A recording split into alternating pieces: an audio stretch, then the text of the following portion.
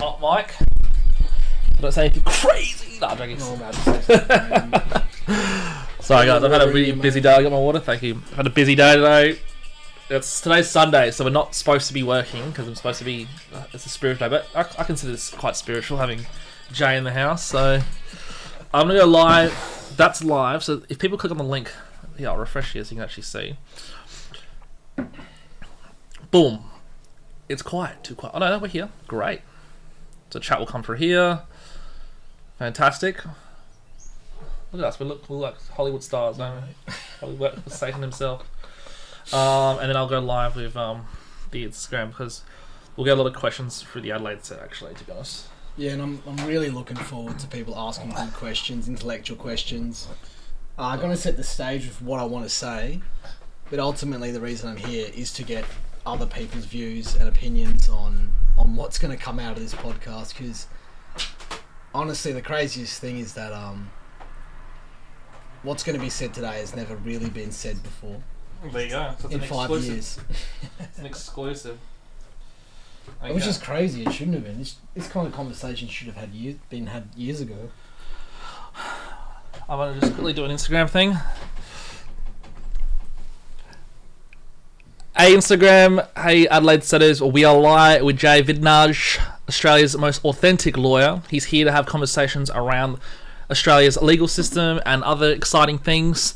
So we're live, we're going to stay live on Instagram, but if you want to watch in full screen mode and the best viewing experience, go on Twitch. I've put a link in the story, or you can just go on our bio. But yeah, Jay, introduce yourself, tell them a little bit about you. Where do I start?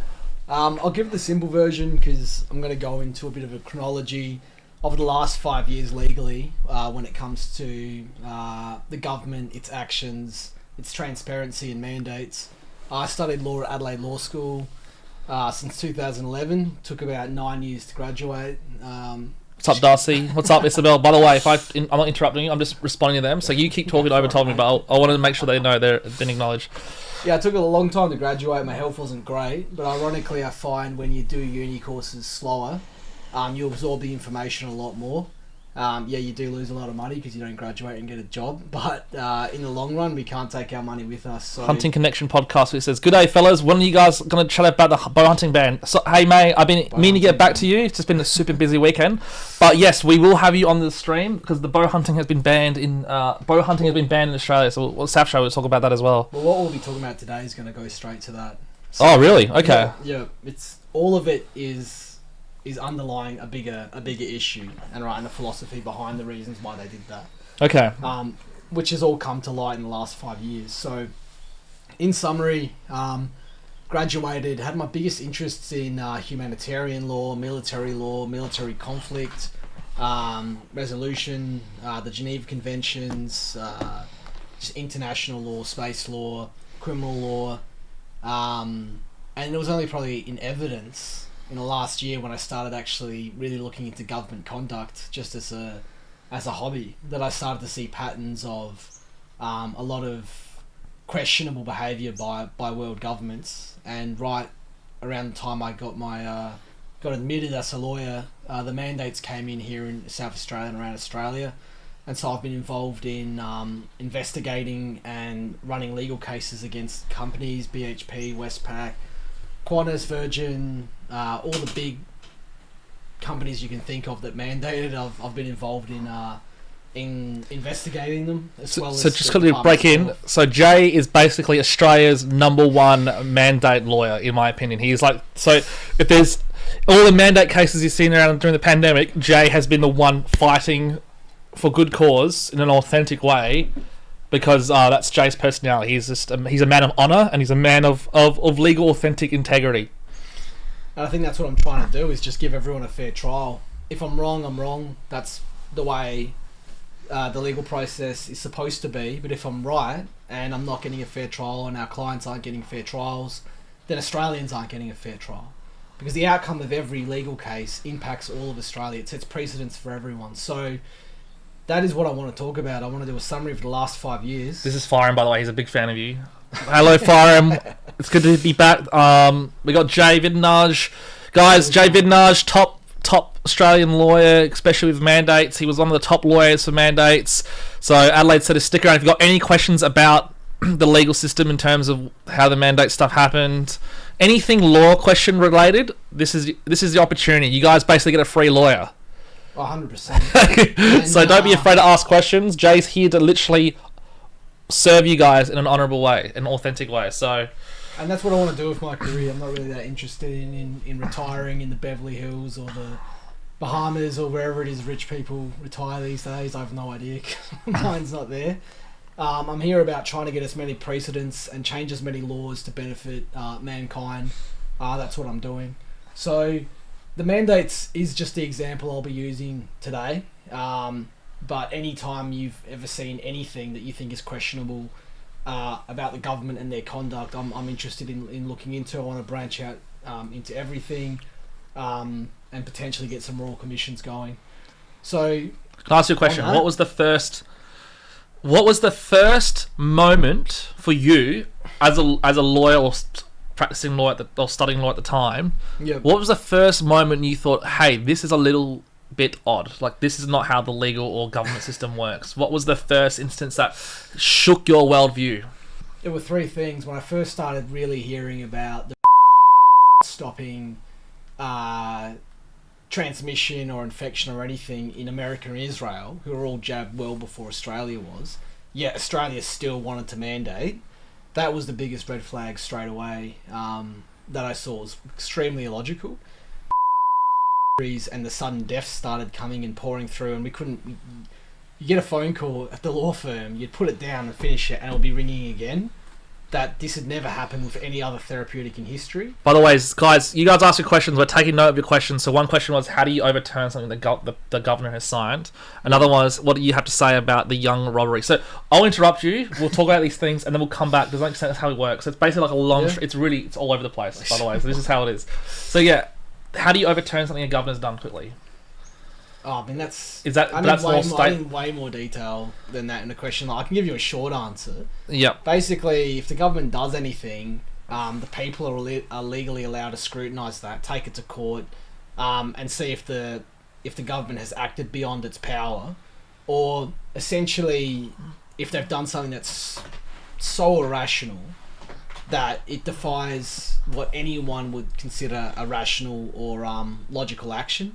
You can take that to the courts, and if the judges agree with you, then the thing the government did can be blocked. So, short answer. Second question: what's up with the youth crime? Why is youth crime going up? Why is all this stuff what, in your perspective, in your opinion, why is all this stuff happening with youth crime? So, anyone who studies basic economics and the law of supply and demand and the cost of living knows that if you commit a crime that has the same jail penalty, say if you steal something and sell it between the value of say $10,000 and $50,000, the first time you get caught doing that, you might go to jail for a year, right? So as the cost of living goes up, and you are going to be on the streets and not be able to afford a place to live, the tendency or the incentive to go and commit those crimes in order to get a profit, in order to have a place to live, goes up. So cost of living is directly correlated to youth crime, right? The other thing I'll just finish off is a lot of adults get youth to commit the crimes on their behalf because they're obviously under 18. That's a massive thing. So you see a lot of in the Indigenous community, even 8, 9, 10, 11 and 12-year-olds committing these crimes. Obviously, and no disrespect to any Indigenous people at all, but because they're quite well sort of protected by the government, get a little slap in the hand and all that kind of stuff, right? They use that as an advantage, saying, "Well, you're going to prosecute the Indigenous person, you're racist, or you're against us." They often try and use that and justify committing crimes because they know they'll be able to get away with it. Right? So Nick quickly has asked, haha, brilliant. I was kidnapped by the police 3 months ago with no warrant. They took me to the hospital for evaluation. They put on my record that I wanted to kill police and commit mass murder. I know, yeah, I mean, there's a lot of that. There's a lot of people have psychosis who for whatever reason, whether it's through drug use or through seriously emotional events that cause serious PTSD can often result in people with schizophrenia and things like that writing that kind of stuff down without even being aware of it, right? But you've also got people who are logically minded, who come up with ideas on sort of how to beat authority, and they believe that the police have way too much of a control over us now, and you might actually write those things or say those things, right? But if you're being accused of it and you haven't done any of that, then that's highly, highly suspicious. So I'd say any time the police accuse you of anything, don't say anything and wait for them to bring the evidence they say they have on you to your attention. Before then... So what kind of evidence can they get, like, obtain legally against you? Still about search warrants, access to your emails, access to your phone, text messages, potentially what Snowden sort of brought to people's attention is... So they can have access to your internet history, all that kind of stuff as well? Yeah, they can subpoena all of that. Even if you've deleted things, they can go through and, all computers still carry information of things that have been deleted and things like that as well. And they'll get court orders without you being present. Obviously, it's called ex parte. To justify it, phone taps, almost... I don't know if it happens in Australia, but access to the cameras in your house and things like that. Oh, really? They need camera access. Well, that's what Snowden was saying. Yeah. In about 15 years ago, the CIA had justified that. So, you got to be... And the question is, a judge, they have to go to a judge and convince a judge they've got enough evidence on you already to justify that. Because if they go and do these things and get evidence on you when they haven't been authorised to breach your privacy by a court order, all of that evidence gets thrown out. And it happens all the time. Even if they do go through your house and find drugs or weapons or something, but it wasn't a lawful search, that entire case can get thrown out just on that. So it's a really, really fine line right now in 2024, and something that's being talked about a lot right now. So... And do they need to have suspicion, or can they just have a guess? Suspicion? So, that's the question everyone's asking is, what's the definition of suspicion, right? And you can look at cases. If you go and read cases, it will show you what they justified suspicion, if this person had met the level or not, in order to do it. And obviously Australians say we want that bar to be high, unless you have pretty obvious and incriminating evidence, like someone posting on public medias and social media, or on Crime Stoppers someone has taken screenshots of your comments and given it to police. That's really incriminating, like you're about to kill someone or something like that. That's obviously justified. Yeah. But you ask yourself, what if they just take my name from social media and Photoshop things, give it to police raid and take everything I have and go, oh well, we didn't know this stuff was Photoshopped, right? So the police should have a task force that actually looks through the evidence that's being given to them through Crime Stoppers and third parties to see if it's actually legitimate. Because if we get to a point where police can be their own Crime Stopper anonymous calls and set up their own things, just like when they put drugs on you, on your body and your person and in your car and stuff like that, which we've seen happen all the time around the world, then all the laws that protect lawful searches really mean nothing because they've got all these backdoors around it. So in terms of legal advice on that, I wouldn't give any individual legal advice on a live stream, but that's just generally where things are at right now. So it's kind of very Big Brother vibes. Like you can't really like... Oh, 100%. Like everything is Big Brother vibes at the moment. So yeah. Like everything is electronically there for whatever order to come take you away. So to that guy before who was taken away, I'm not sure what your circumstance is, but obviously they must have saw a comment or someone put a comment to them, and then they were like, oh, this guy might be a white national terrorist and we're going to come after you because they think you're going to commit like a white national terrorist crime or something like that, because that's like their focus at the moment in terms of the police have an obligation to see if this Crime Stoppers call or information that's been provided anonymously is legitimate, or just some bullshit, right? So we've seen people where senior police have said, look, this Crime Stoppers call is so basic in its information and not justified that they've told their junior police, do not go into this person's house. I don't care if what's being said in this person's house is there or not. We don't have enough probable cause to justify this search. the junior cop went in anyway, found marijuana, and the case was still thrown out, even though they found the drugs in the person's house, because the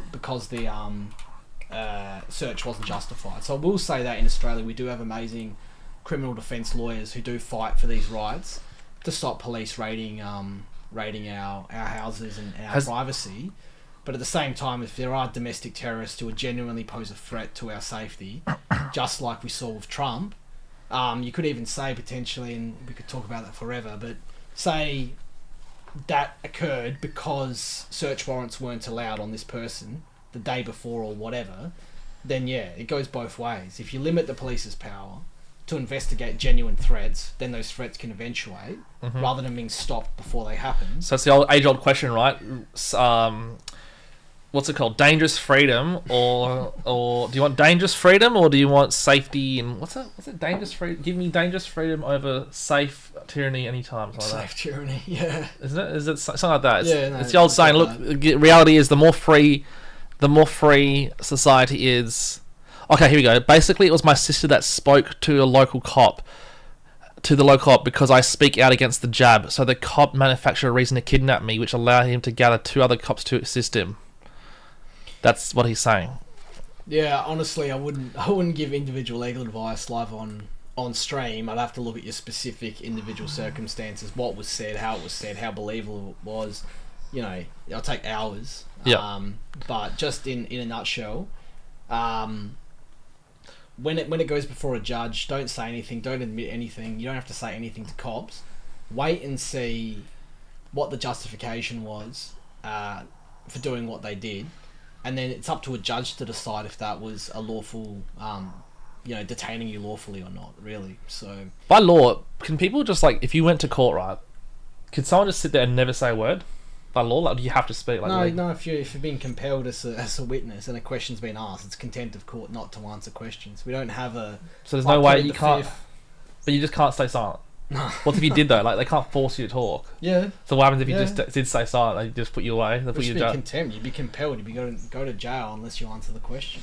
Okay, so you have to. Yeah, otherwise everyone would just do that. Could you just say random words that don't make sense? No, because that's contempt of court. I mean, you're there to tell the judicial system is there to make sure the laws are upheld. Without laws, we don't have a society. Yeah, right? Yeah. So if you could just not say anything, then what's the point of even having a legal system? There are circumstances, and it's a bit complex. So I'm seeking a lawyer to assist me, wink face. I'm yet to go to the OPI. Yeah, I mean, I wouldn't, again, give you legal advice live on the air, but if you want to contact our firm and talk to us, or any criminal law firm at all, would know this stuff and deal with this stuff weekly. So you can always obviously get legal aid as well, so if you can't afford a lawyer. So going back, see, this is where my expertise coming, right? So going back, we talked about the first thing you noticed when the government, like, things went wrong for you. Like, what flipped your world? So 3 things simply were that, and this is the Australian government, right? The benefits of Australia were that by the way, sorry, he wants to know the name of your law firm. So Old Port Chambers. Old Port Chambers. Port Road. Old Port Chambers. Right. All right, continue. So yeah, Adam Richards, the principal, has been doing this for 35 years. I mean, he is the biggest criminal law obsessed person that I've ever met in South Australia. So if anyone wants to know these kinds of cases, it's him. Going back, basically, and this is very specific to the Australian government. As a lawyer, I'm obsessed with evidence. I look at everything. I look at more evidence and more theories and more possibilities than a detective would, right? Especially when I'm looking into government conduct. So the first thing was, Australians' government knew weren't working in America, weren't working in China, weren't working in Israel, where they were having their 3rd and 4th dose basically before we were even having our first doses, right? It wasn't affecting transmission, right? They were also fully aware from 2019, 20 and 2021 that no young healthy people were dying. So why mandate? I can understand someone mandating the very second the vaccines came out. With this amount of information that they weren't working in other countries and still mandating, that instantly... Can we use another word besides by the way? Just because I on YouTube recently gave me a strike for saying saying too much. saying that word. Yeah, and that means I'll I'll try upload this and I'll just take it down. I'll call it by its lawful name. We'll call it therapeutic. Yeah, therapeutic. Right, provisionally approved therapeutic. Or just say medical product. Let us say or no, I like the word therapeutic. I think people should start using the word therapeutic. Because that's the terminology the TGA use and what's around the world. So that's the lawful terminology of it. And by the way, Million Super, we have Jay Vidinage here, who's I believe Australia's most authentic lawyer, or one of the most authentic lawyers in Australia. He was right at the spearhead of all the mandates and stuff like that. He's all about honour and tough conversations. So we have the pleasure and honour of having him here tonight in the studio to answer your questions, legal questions, and also I'm asking questions about the pandemic and what happened with these alcohol and medical products. That's the only way I know, like the medical products and how everything happened. So, yeah. Continue. Yeah, so that was the first thing. Then all the injuries. I mean, I remember hearing this call from this guy who was being pressured to have the therapeutic, and one of his mates who was about 20 years older than him was making jokes saying, I'm about to get the jab, so I'm going to have, better 5G coverage and all this kind of stuff. Had the first one, was fine, kept making jokes. Had the second one, the guy shows up to work saying, where's so-and-so? And I go, haven't you heard? And like, what? He died. He had a heart attack while driving. So that was one of the first... so you had that personal experience yourself? Not me personally, one of the clients. Oh, okay. Because when you're a law firm dealing with all the mandate stuff, you get calls from everywhere. You get it from Northern Territory, you get it from Perth, everywhere across Australia. So the more calls like that started coming, the more I'm like, no, something's seriously wrong here. Why are you mandating that doesn't need to be mandated because COVID's not dangerous and the vaccine aren't stopping transmission? That's also therapeutics that are also just on that. I mean, that shows you the psychological impact the government has. It uses the word vax over and over and over again, that I even start using it just in everyday conversation without even thinking about it, right? I don't say, is it even a tradition or anything like that, right? Well, by the way, guys, just so you know, I use the word which I'm trying to stop saying because I don't want this to be taken down.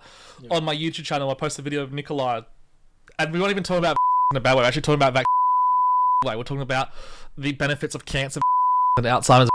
He got taken down for medical misinformation because it said, because you said the word 6 minutes and 57 seconds.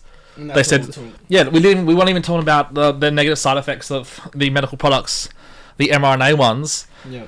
We literally were talking about the positive benefits of cancer that he developed to help prolong his sister's life and all this other stuff, and it got taken down. So that's the state of where we're at in terms of censorship. On YouTube, at least, anyway. But we should move away from YouTube seriously in the long run. But please don't let this video on YouTube. Well, at least have a counter or something alongside it at the same time. Yeah, it's got such a massive reach. If we want to reach people with this information, we need to go through the tube.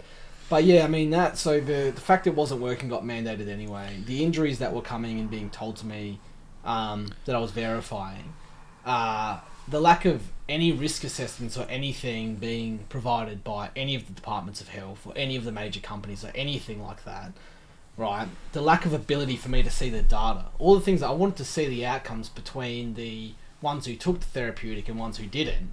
You couldn't find any of that data. It was almost impossible to find. Right? Yeah.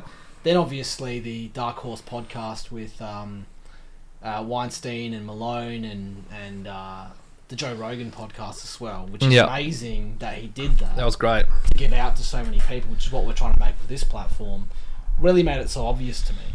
And then obviously when I started, Nikolai's own therapeutic being made from traditional mechanism, you go, why wouldn't you in a pandemic use the traditional thing that's been, looked at for decades and used for decades and has decades of 50 safety years history, right? The protein-based therapeutic, and suddenly throw an mRNA thing in there, right? Which, let's say it has a 100% effectiveness rate against COVID, but you weren't going to die from COVID anyway, but it has a 1 in 10 chance of killing you, why would you have it?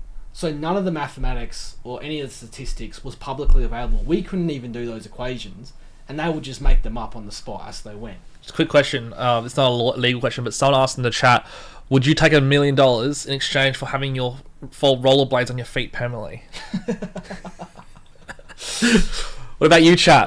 Chat, I'm going to ask you a question. Would you take $1 million, but for the rest of your life, you have to wear rollerblades on your feet? Yes or no in the chat. I want to see yeses or nos in the chat. Jeez, I've just been watching the Stanley Cup, so that'd be pretty sweet. But the thing is, you would if you had them on your feet forever, you would eventually get really good at them, right? Yeah, so eventually you'd be a gun. Yeah. You wouldn't even notice it. Yeah, you wouldn't even. Yeah, you're like. Yeah. So yeah, it wouldn't be that bad. No, so I said no.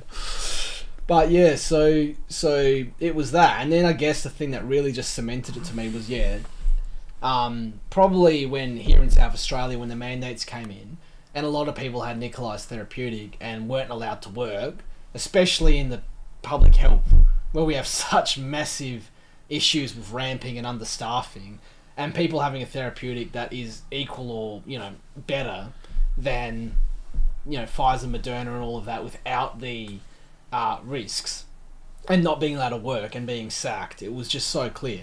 And I guess that's it. The fact that they would terminate Australians' employment, destroy people's livelihoods, knowing they couldn't pay mortgages, knowing that the cost of living was going up, and being okay with it. We're talking Woolworths alone sacked 3,800 people, right? So extrapolate that to all departments of government and local government, state and federal, and all the private entities, which was probably 80% of major private entities mandated, and all the terminations there. You're looking at like 100,000 terminations within 6 months or something like that. That's a crazy thing. We don't even know how many people got terminated. You can't publicly find that information, right? You want government transparency, and you can't even find how many people in Australia lost their jobs because of mandates. They won't provide that, right? So that it's beyond, it's so obvious to me, and I'm hypercritical. I always look at my own confirmation bias and everything, and I can see that there's no logical, plausible justification for anything they did. And not only do I know it, but I know that they know it and went ahead with it anyway. So, well, Sandra actually wrote, future medical products won't require 10 to 15 years in this trial period now that mRNA has been found to be safe and effective. I'm using weird words so I don't get banned. Damn, we're at that state now. Literally, I'm paranoid. Well, I'm paranoid about my words because of what YouTube just did to me recently. Well, no, I mean that shows the world we're living in, right? So with that, and I just want to tell everyone not to panic on things like that, right? Let the government overstep its reach. Let the government do ridiculous things, right? Because the more stupid, crazy, illogical things they do, the more people are going to go, that was weird, that was not normal, that was kind of crazy. I'm a judge, let's just say I'm a judge, and I go, I know my own friend got his fourth and now he's dead or injured, or my mother's cancer came back or something like that, right?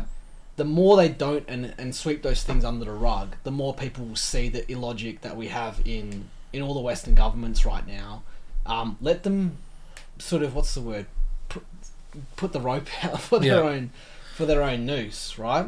The more crazy things they do, it doesn't turn into totalitarianism or a dictatorship. It makes people realise and wake up to it all. But in saying that though, there is a point, because I've been studying recently, like what happened in Russia in the 1920s. If you allow dictators or communists to take over the government, they will literally kill you. Like Russia lost like 60 million people in 50 years to famine, to dictatorship, to communism. Basically, people were so in famine that mothers were killing their own children to eat. They were killing their own children to feed their other children. People were eating their own flesh to survive. Bodies were littered on the streets. Literally millions and millions and millions and millions of people died purely because the communists were like, we need to sacrifice all these people. One, because they are Christians, and the ideology of Christianity goes naturally against communism, because Christian value is all about like standing up against things. It's like Christ got sacrificed because he was like going against the system, right? And then eventually, so you can't just like let them go too crazy. Like, we want to expose the craziness of today's world, and if something goes wrong, but we can't let it go too far where it's too late, and then lots of millions of people have to die. Like that's literally the game we're playing at, guys. Like, this is a very serious problem, and it's not even about genocide. What about nuclear warfare? What about drone technology? What about a broken legal system? Like, these are things that we all have to think about, and we can't stay silent on these things. Like, yeah, like honestly, like I've accepted now that if this stuff went bad, I'll die. I'll have to die, but I don't want to die. But I'm just saying, well, I'll have to die. Well, it's just a bullet away. It was a bullet. Like the Trump. You go home, what happens if Trump had gotten killed? What would have happened? It would have been a civil war. Black Lives Matter went ballistic. Imagine if it was a president. Imagine if the evidence came out that the Secret Service allowed him to die. Then you go, well, what is America? If its government is renegade to the point where it kills its own political leaders, and we're supposed to be the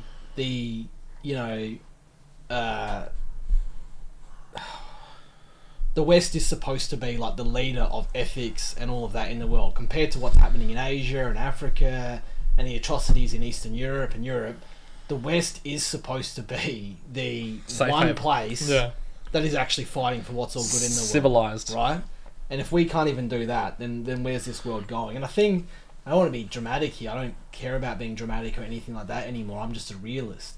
Is that, thousands of years, death and fighting and genocide happen all the time. I mean, in Rwanda, you had, 1 million people die in a single day. Because they were short.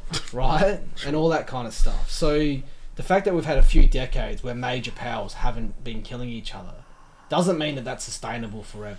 Yeah, well, some people will argue now there's a genocide, but what I'm saying is that let these people show their craziness, but don't let them go too far, because you are putting your own life at risk. Like, that's what happened. So the leader of the monarch of Russia, the Tsar, he was too forgiving. He let the Christians, not the Christians though, the communists flourish, and then ultimately what do? They shot his entire family, killed him in the basement, killed all his daughters, stabbed them to death, shot his son.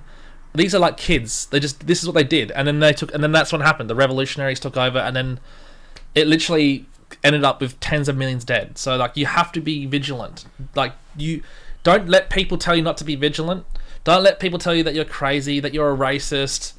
Be vigilant. Be historical. You're an anti-this. You're an anti-that. You're a historian. You're a philosopher. You're someone who loves life, loves people. You care about the greater good of humanity. You're not a crazy person. You don't need to be sent to a psych ward because you have a deep love for history and passion. Don't be afraid to be who you are, but also be prepared for your final moments at any second, because that's what life's about. Like, who knows? Maybe I'm in a car accident one day, or this, that. You never know. Like, life can end like that. So you got to be happy and content with your own life, full of joy, and don't live in fear. There's no point living in fear. And be critical as well. I mean, a lot of the people who took the Tsar out, or took any major leader out, the person who was trying to shoot Trump probably believed enough propaganda to actually believe they were the good part of society. Just like, any dictatorship. Like Kim Jong-il, in his mind, probably thinks he's the greatest humanitarian of all time, right? They all do. Stalin, Mao, every single one of them, right? So be critical in everything. Obama. Don't just come to conclusions because you want to and because you don't like this government or that government. Actually do your research. And I'm telling you now, the amount of hours you have to dedicate to actually looking through the facts and listening and stuff like that, if you're not prepared to do that, then you're just as likely to be manipulated as anyone else, right? Life isn't this easy thing where you just get this easy, do your job, get paid, enjoy your weekends. You have to be critically evaluating everything in society all the time, 24/7, and having your breaks, otherwise it will blow up in your face. And just quickly on that, guys, if there's anyone in chat who doesn't necessarily agree with us and they wants to debate us, send me an invite and we'll get you on the stream right now on Instagram. If you send me an invite, we'll get you on and we'll have a chat with you. Obviously, if you start saying crazy words, I'll disconnect the call. Yep. But if you're willing to have a constructive conversation, JC can answer your questions. We're happy to debate as well, or just even have a chat. If you guys just want to have a chat, you don't have to debate us. You just want to have a chat and ask Jay directly. Call in. The function's available. But yeah, so going back to we'll just continue from there. So it's a really good example. So obviously all those things were happening. Then I started suing companies for mandating, going to court, seeing what the courts, how they want to take it, right? So in New South Wales, the first sort of case that really opened my eyes to how the court saw mandates was the Qassam Hazard case, which most people know about, which was the people taking on the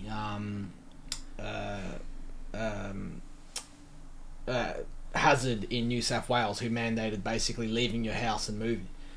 And the judge, and it's a huge judgment, but the main important, there's a single paragraph where they said, yeah, but these mandates are unlawful because you can't vitiate someone's consent. If you say, have this medical procedure, or you lose your job, that's called vitiating consent. That's not informed consent, right? You're being pressured into it.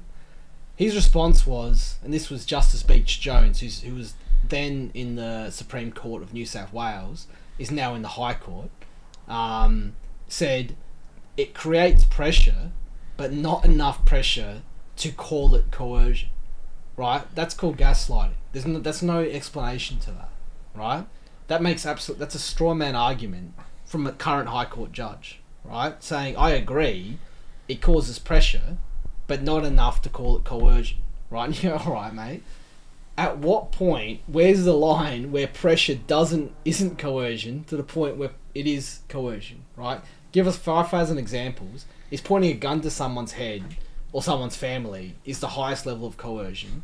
How many steps down from there do we go before it's no longer coercion, right? Do I have to lose my job, lose my mortgage, not have a place to live, lose my possessions, lose everything, waste all the, education I had, spent money on at university to get this job in healthcare or whatever was mandated, and you're calling that, not coercion, right? So as soon as I saw that point, I'm like, all right, this is going to be one of the most interesting things judges have ever had to deal with. And most of them are older, so most of them are scared of viruses and thought COVID-19 was going to kill everyone. So the judges didn't even do their own critical thinking of this kind of stuff. They just wanted to go with the flow. They didn't want to be known as the anti-vaxxer judge. Judges aren't supposed to give a shit what people think about them individually. They're supposed to do their job and critically evaluate evidence in a fair trial process. Right, when you start seeing that disappearing, when you start seeing people not getting fair trials, that's the end of society, right? And I'll explain this in the easiest way I can, and it is literally this simple, right? Your taxpayer money is literally, as far as I'm concerned, you're purchasing something, right? When I go and spend money on food, if I go and spend $100 at a restaurant, right, and they bring me a plate with nothing on it, I'm going to be like, well, I want my money back. If they say, we're going to keep your money and we're not going to give it to you, you're going to, well, I'm going to go to court and you're going to be done for this, right? If someone walks in and just takes stuff from my shop without paying for it, again, I'm going to say that's theft, right? So if you pay taxpayer money, your taxes go to the government.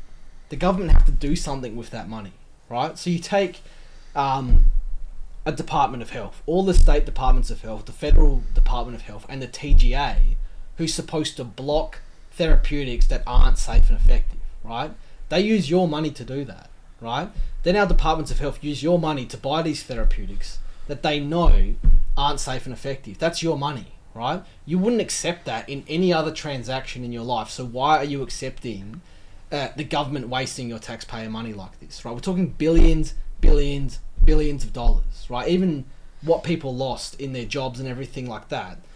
The government, not only did you give them money to buy therapeutics that didn't work and injured people, but they were the ones who enforced you being sacked for not getting a therapeutic that you didn't need, right? So when you see your government literally throwing away your money and you do nothing, ask yourself, would you accept that in any other situation? So that's, you talk about the four horsemen. Governments wasting money so blatantly in front of your face shows two things. Shows arrogance, right? They're so arrogantly in the belief that there wouldn't be such a public outcry that they could get away with it. It also shows the knowledge they have about society. They know enough people aren't smart enough or aware enough to fight back. We're not cohesive enough as a unit. If we were, none of us would have gotten it. Or if we'd wanted to have it, we would have said, but I still don't agree with mandates, so I'm not going to go to work tomorrow unless you drop this, right?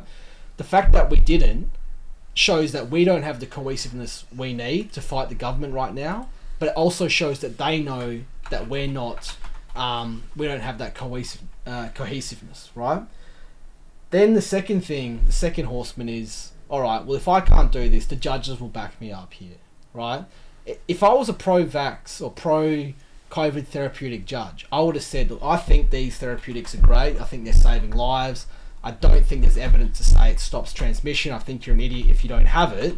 But lawfully, my conclusion, my judgment is that these are unlawful, right? He admits that his own personal belief is this, but goes against it, right? Because he's doing his job as a judge. And judges used to do that all the time, but not for these. Not a single admission from any judge in the country, that the therapeutics had no impact on transmission and that they could kill people, right? No admission from our government that anyone has died from any of the COVID therapeutics, apart from AstraZeneca, which everyone, basically consensus has agreed to that, and one single mRNA death, and that's it. And no permanent damage done by any of the mRNA therapeutics, right? So the third category is transparency. And not only that, they're actually introducing into the system, or they're trying to introduce in the system, that all our agriculture is going to be mRNA from now on. So they actually want all our food is going to have mRNA in it. If we I don't know if that's going to happen now.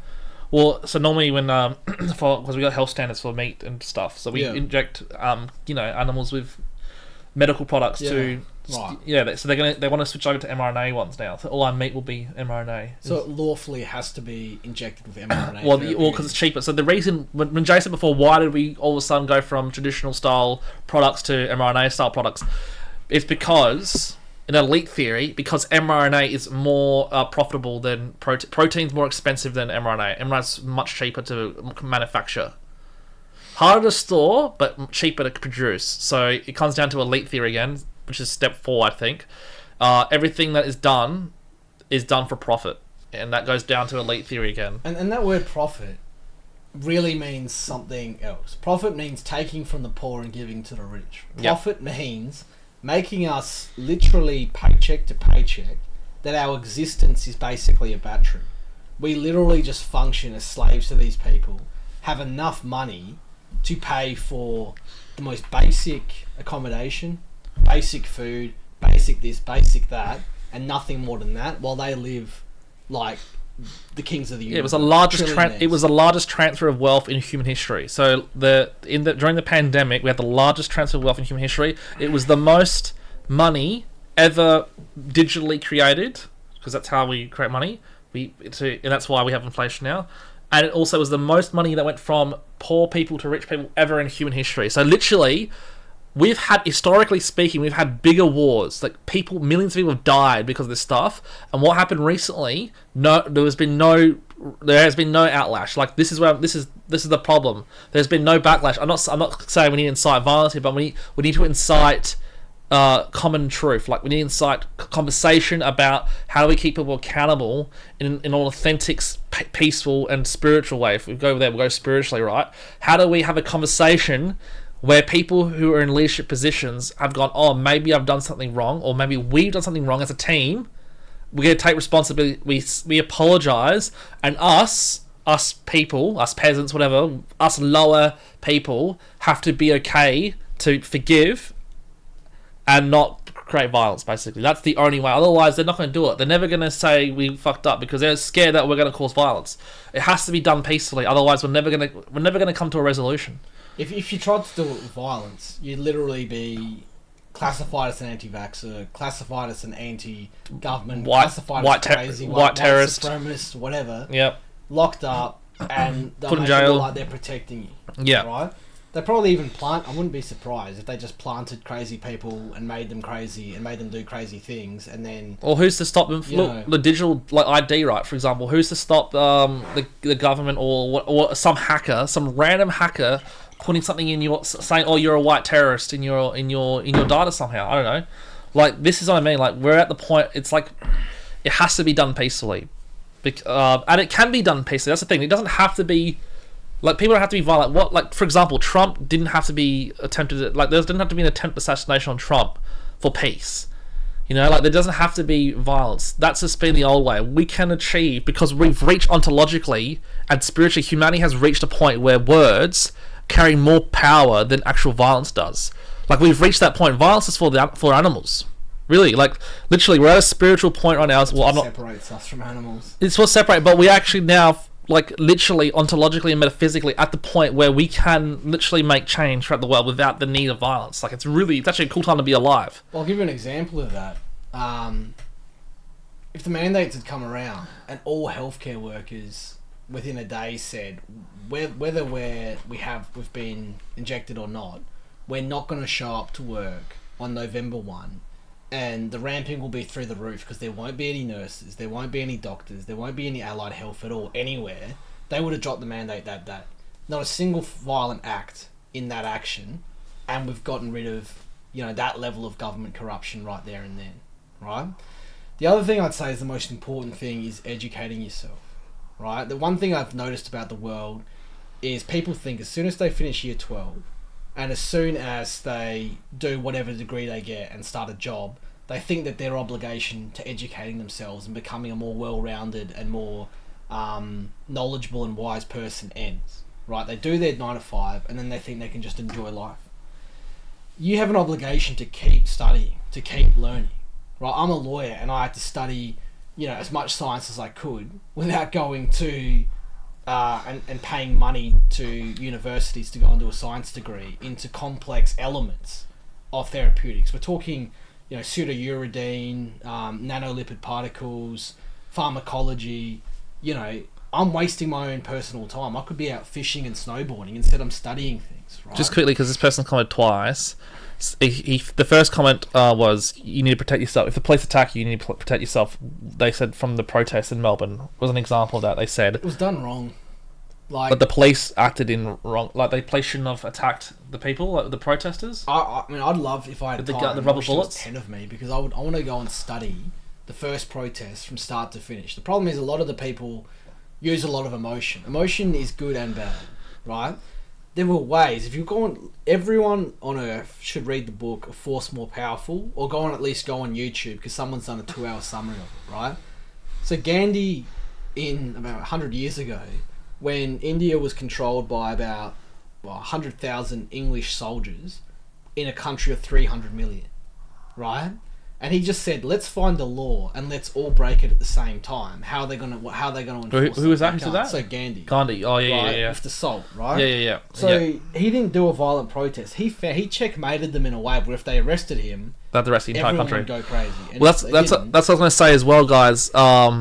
Like, for example, if all the protesters, instead of being engaged by the police, if you all made like a video on that same day, all 10,000 of you, and posted it on social media, that would have like pretty much broken the system of social media. You could have like it would have made international news, possibly. I'm just saying, like what they did in Europe, or like. Well, that's what we're going to talk about. It's not a 5-minute conversation. Let's just speak hypothetically. We were say peaceful. 2021. He's saying we were peaceful and bashed and sprayed toxic shit. Never again. We are legally able to use equal force back. Is that true? Legally? You're on the complete wrong path here. If you're at that stage, what does that? So to say you're a group of peaceful people, right? Yeah. Like the people at the protests in Melbourne. Yeah, and you get they were there peacefully. They get attacked by police, by the rubber bullets and all that. If they're using excessive use of force, which again a judge will decide if it's excessive or not, yeah. You're allowed to defend yourself. Even against police? Yes, of course. You can't just sit there getting killed by police. Yeah. If you're running from police, if you're violent, if you've got a gun and you haven't dropped it, of course you're allowed to be shot. So just be smart about it. So you obviously, if you put yourself in a position where police were being violent against you, then they've got a lawful right to be violent against you. If you've put yourself in a position where they don't have that lawful right to be violent against you and they are being violent against you, then they're now just criminals themselves, right? Yeah. If you don't know the law of where that line is, right, where they can lawfully use force or not, then you're ignorant. You're being an ignorant protester that doesn't know where that line is. Go get some... This is why we need lawyers to orchestrate the advice on how to implement these protests in a way where the police can't do jack. Right, I'll give you one of the funniest examples I ever learned. What's the best way to protest legally? You go. All right.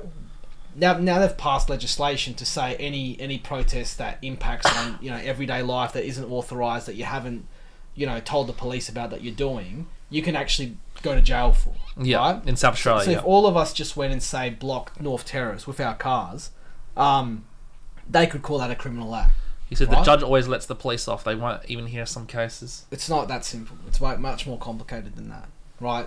There are times where judges are scared of the police, or they were police prosecutors themselves, or you genuinely broke the law, so there's nothing you can do about it. But again, I don't think there was any legal advice ever given to any protests in the history of Australia. Yeah. Right?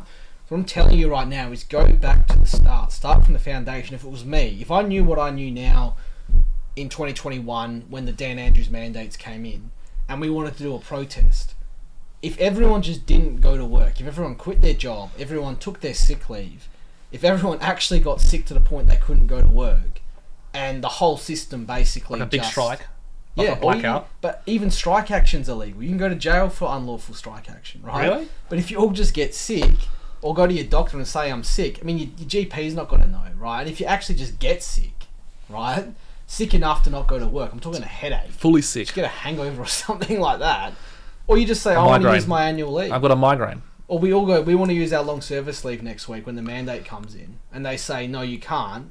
And I'm like, well, then sack me or I resign. The threat of resigning. You just put in your resignation and say, I've got 4 weeks notice. But people are too... This is the issue, right? Oh, here we go. This guy wants to join. Let's see what he does. The doctor, I think. Let's see what this person says. Did he accept? Did he accept? Okay, I don't know if he accepted. If you can get him in, maybe he's just playing around with his technology to get in. But what Okay. I'll say on that, because it's a really important point, is don't let your emotion cloud your judgment. Right? I get that life's emotional, but you got to learn to channel your emotion into constructive actions. Right? They will take your emotion and use that against you to make us look crazy. Yeah. Right? So those kinds of people actually hurt our thing, don't harm it, right? So you got to get... I mean, Gandhi was a lawyer. He knew the law. That's Was why Gandhi he was a lawyer? so good. Yeah, really good one Oh. as well, right? So and Damn. eventually Prime Minister, right? So lawyers working together with mass populations, trucker strikes, that kind of stuff, like in Canada, go, what is going to hurt the government the most? What is going to... I mean, think about why the South agreed to abolish slavery. It wasn't because they actually cared about slaves. It was because they saw it as a way of ending the Civil War, right? So when a government that's in power or a political party that's in power can say that its non-existence is on the horizon because of its actions, you put them in a place where they have to stop doing the action they're doing now, otherwise they won't be in power next week, right? That's the kind of stuff you need to do, and you need to sit down and think of your plans, right? And they're really not that hard. Like the plan I just said about people not going to work is what they did in England. The Yeah. mandates dropped in England. Boris Johnson lost his job, right? Didn't take a single legal case there, right? All the politicians are pro-mandate still, and the mandates still left because people just said, we're not going to work. Right? Is that what they did in Like the with UK? this. Yeah, they killed it. They killed it before it barely even started, right? The UK of all places, right? I know, the most lefty, like literally UK's gone. UK is not even like... Is UK even a Christian nation anymore? I don't even think it is. And that's the other stuff. That's the next level stuff that's so hard to go and get all the evidence and look into because it's so complex. That war, above all of this, right? I'm saying in the meantime, while we want to have, shelter and food on our table and a decent way of life, you need to have these non-violent ways of beating government suppression, right? And occasionally the irony is they might do something good and we still protest it because in our heads we think it's bad, right? The only way to combat that is extreme transparency. The government needs to show us everything. Why are these contracts with these therapeutic companies impossible for us to see? Aussies are weak. The nurses ended the mandates in the UK. The fact is only the left have power in Australia. What's power? I mean, we have the power. We're the population. Who says you have to pay taxes? Who says you have to go to work? Who says you have to pay for your mortgage? If we all just stop paying our loans and everything, like we could literally collapse the economy tomorrow. We could all go to banks and take our money out just to prove a point. To say, unless you give us compensation and transparency, we're all quitting work tomorrow. What are they going to do to that? Well, are they going to send the army out and pointing guns at us and go, you go to work and you pay your mortgage? That's what they did in Russia, right? Yeah. When they killed 60 million people. We'll see. but our taxpayer money pays those soldiers' salaries. You think those soldiers have joined the army because they love, Australia and they love fighting for the government and all that? No, half of them don't care for the government. They're doing it for a job. Yeah. If they're not getting paid, they're going to join us, not the government. It's crazy though. Like from what I've studied now, it wasn't like. You just need a couple crazy military leaders to enact this types of violence. Like, there's a guy in Russia who was responsible for 6 million deaths alone. Like we're talking 100 years ago. Now with the amount of social media and way to communicate to each other, we don't live in this time where Vlad the Impalers and Genghis Khans and all these crazy people who used to just kill millions of people on sight. Maybe it will come back. Who knows? But I don't think it can possibly. I like that. I hope so. I really hope so because I that's what I hope for. Right? I don't want that. I generally don't want that. I don't think these people want that as well. The second the government is involved in the death of Americans, British, New Zealand, Canadians, Australians, talking the West countries, as soon as there's evidence of the government killing those kinds of people, it's all gonna collapse. I mean, we all voted no on the referendum, right? We already aren't taking their bullshit. If they were to kill someone, that would be the end of it, right? Just like that, right? Yeah. We're definitely going through a period in history that's never been done before because of the internet, because of social media. Hey, RBS Michael, if you're available, by the way, you're more than welcome to join us. This is Jay Vidanage. He's one of Australia's top mandate lawyers. He's one of the most authentic lawyers in Australia, in the world, we could even argue. And I'm sure he would love to answer any questions you have because I know you were pivotal in the last 4 years. So if you want to jump on, just invite yourself and we'll accept your invite. So come on in, we'll have a chat. Sorry, Jake, keep going. With mandate lawyers, mandate's just one example, right? I just use the mandates because they're the easiest example to express with evidence the points I'm trying to make, right? But you can say that of everything. I'm thinking about this. If they approve those therapeutics, what else have they approved? What else are they allowing to happen? What else are they justifying, right? What else aren't they showing? John Bodwin, honestly, if you haven't listened to John Bodwin's podcasts and live streams and interviews, you're kidding yourself. This guy is way smarter than I am, has a much better ability to force the government to provide information, has got all the death certificates in Massachusetts, right, one of the biggest states in America, has gone through all the ones that are controversial, and he's now challenging all sorts of things in America on this, right? He's the guy that actually doesn't just sit there and complain. He goes out of his way to find this information, use this information to be persuasive with his evidence, and not just claiming things. So that's the kind of thing I'm trying to do. I'm not trying to make massive statements about the government or anything without the evidence to back it up. And if I ask the government to provide this, I want to see every South Australian who died since 2020. I want to see all the doctors who observed them when they were dying, the paramedics, the police, the family. I want to look at every single one. Then I want to look at everyone who died between 20 and 30 in 2020, 2021, 2022, 23. I want to know how many days since they got a therapeutic to the day they died.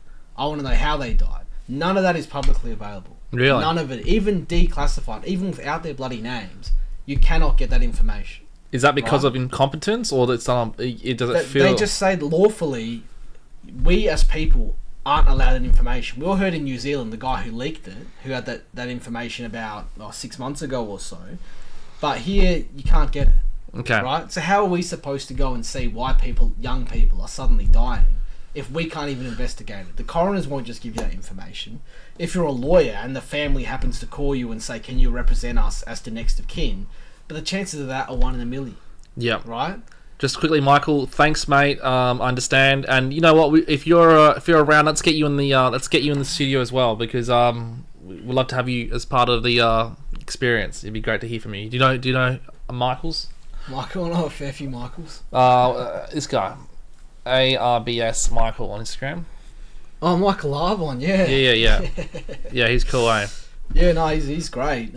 Thinks just like me, so we talk a lot. So, for example, I mean, this is how I go. I mean, Gandhi wanted the British out of India, right? Yeah. All I want is some freaking death certificates so I can look at why these people died. I'll do the work. I'll go up till 2 a.m. looking at all these things, questioning the doctors, finding the day this person died, how they died, all this kind of stuff.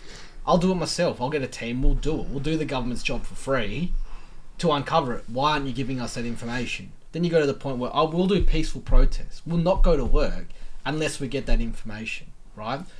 That's the power of protest. That's what we can get, right? Rex Patrick just got kicked out of the federal court trying to get this kind of information. The judges said, we're not going to give it to you, and you're paying their costs for even trying to get this information through the court system, right? If the courts won't give us this information, and we know we're right, it's so obvious that we're right in this situation. If it was 50-50, if I was unsure that we were right, then I'd be the dictator. I'd be the one causing chaos in society for something I wasn't even sure about. So I'd never use these techniques of peaceful protest unless I was 100% sure I was correct. So right. So isn't there grounds against them because they were incentivized by payments from the manufacturers, just as having legal grounds that they are funded for pushing medications incentivize corruption? Question mark. Incentivize corruption is what he's trying to get at. Yeah, I mean, like so you go even further back than that, because if it's not the pharmaceutical industry, it's some other industry. It's like the military-industrial complex. There's always some industry. There's always some big food, big pharma, big this, or big that. energy, or whatever the heck, using and getting government contracts to make a killing, right? To transfer wealth from the poor. And you hear Malone talk about it all the time, right? You'll be a CEO one day, then you'll become a politician the next day, change the law, and then become a CEO again. Dick Cheney made a fortune off the Iraq War, right?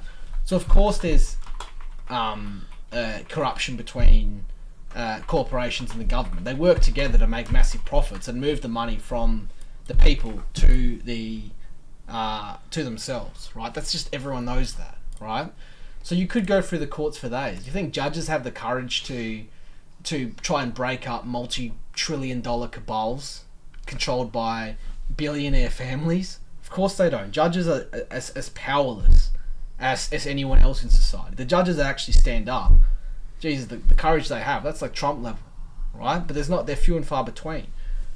Our judicial system, we might as well not have one, right? It's literally just a means to an end to create the appearance of, you go out, you hear this live stream, you go out in society, it looks like it's functioning normally, right? They love having the appearance. They go, oh, well, you don't see people dead on the street, right? You don't see this, you don't see that. And so they make Australia... So the Health Act allows them to do whatever they like. They can tell you need to cut your dick off for health reasons. They can do that legally. Is that true? Yeah, the Health Act, the Emergency Powers Acts, they're supposed to be only... All those powers, like where they can kill your dog if they... It says the Health Act is more powerful than the Constitution.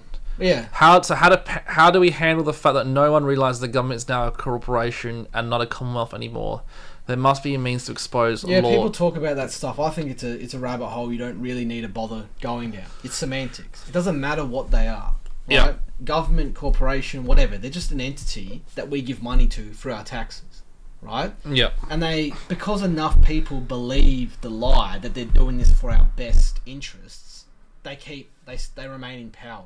Right?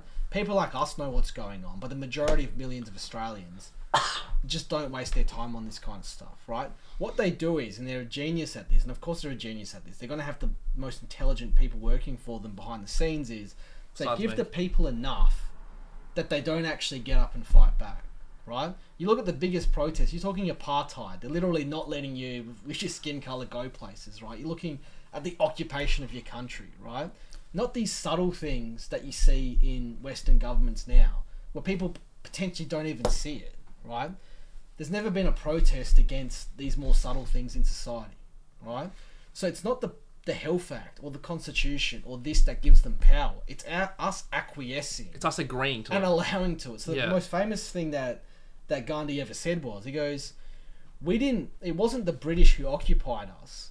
They didn't come and occupy us. It was us allowing them to occupy us that was the problem. Never ever feel like you're occupied by the Australian government and the state governments and the local governments, right? You're allowing them to govern you and control you and do these things to you, not the other way around. Yeah, right? so it goes back into... in philosophy, we call this It's like a metaphysical understanding of control. So words are agreements between people. So like we all agree that we call this a mouse. So in the English language, so we've all come together and said, yes, this is a mouse, right? It's mouse. What a weird name for this, right? Mouse. That's an animal, isn't it? No, this is a mouse, and we all agree this is mouse. So the fact that we've created this agreement means this now becomes a reality of mouse. This is mouse. What Jay is getting at is the only reason governments can do what they do is because we have all agreed that they are allowed to do it. So if enough of us disagree that this is a mouse and this is no, we're going to call this cat from now on, then the government has no choice but to acknowledge that this is now a cat, not a mouse anymore. So that's why media plays such a powerful part, because they are literally the mouse makers. They make the mouse with words. So the media, if anything, are more responsible for anything. The media, social media and media are literally the tools to control reality itself. And the people and the masses. Because you remember, most people have a 9-to-5 job. Most people don't have the time to research things. Most people have kids. Most people have illness. Most people have financial strife. They don't have the time to figure out what a mouse is and what a cat is.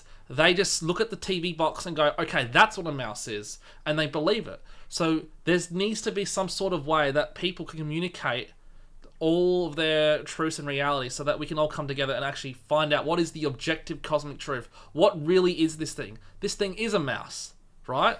This thing's a mouse. So we actually, it's all down to communication. And also, if we don't want this to be a mouse anymore, it's up to us to come together and disagree upon that as well. And I think that one thing you said, don't have the time, I reckon that's a construct of the media as well. There's nothing stopping us getting up at 5 a.m, doing the research, going to the gym, eating healthy, making the time, right? If we traded services, we could work the hours we wanted anyway, right? This cost of living, the resources are the same as they have always been. Why is something that still exists in the exact same amount of supply as it was 2-3 years ago suddenly 3 or 4 times the price, right? So we all have time, right? And you tell your kids, school isn't just this thing where you have fun and see your friends or whatever. The education you're learning in primary school, in high school, in uni are the tools to dismantle this and make the world a better place, right? Don't look at educating yourself and studying as a chore, right? It is literally what is going to break this monopoly that the governments of the Western world have over us, right? Go and study. Go and look forward to studying. Go and look forward to learning. Learn to listen to things in double speed. You can literally absorb twice as much information at double speed. If you can't listen at double speed, keep listening at double speed, and eventually you will. It's called a skill. Yeah, and your your subconscious will kick in as well. Like, say if you listen to a book that you don't even understand anything, but you listen to that book 100 times, eventually your brain will figure it out. Your brain is a supercomputer. Guys, don't forget, all of your brains are basically supercomputers. Like, we still can't map the brain. It's that complex. It's more complex than than the solar system. It is so complex. It literally is a supercomputer.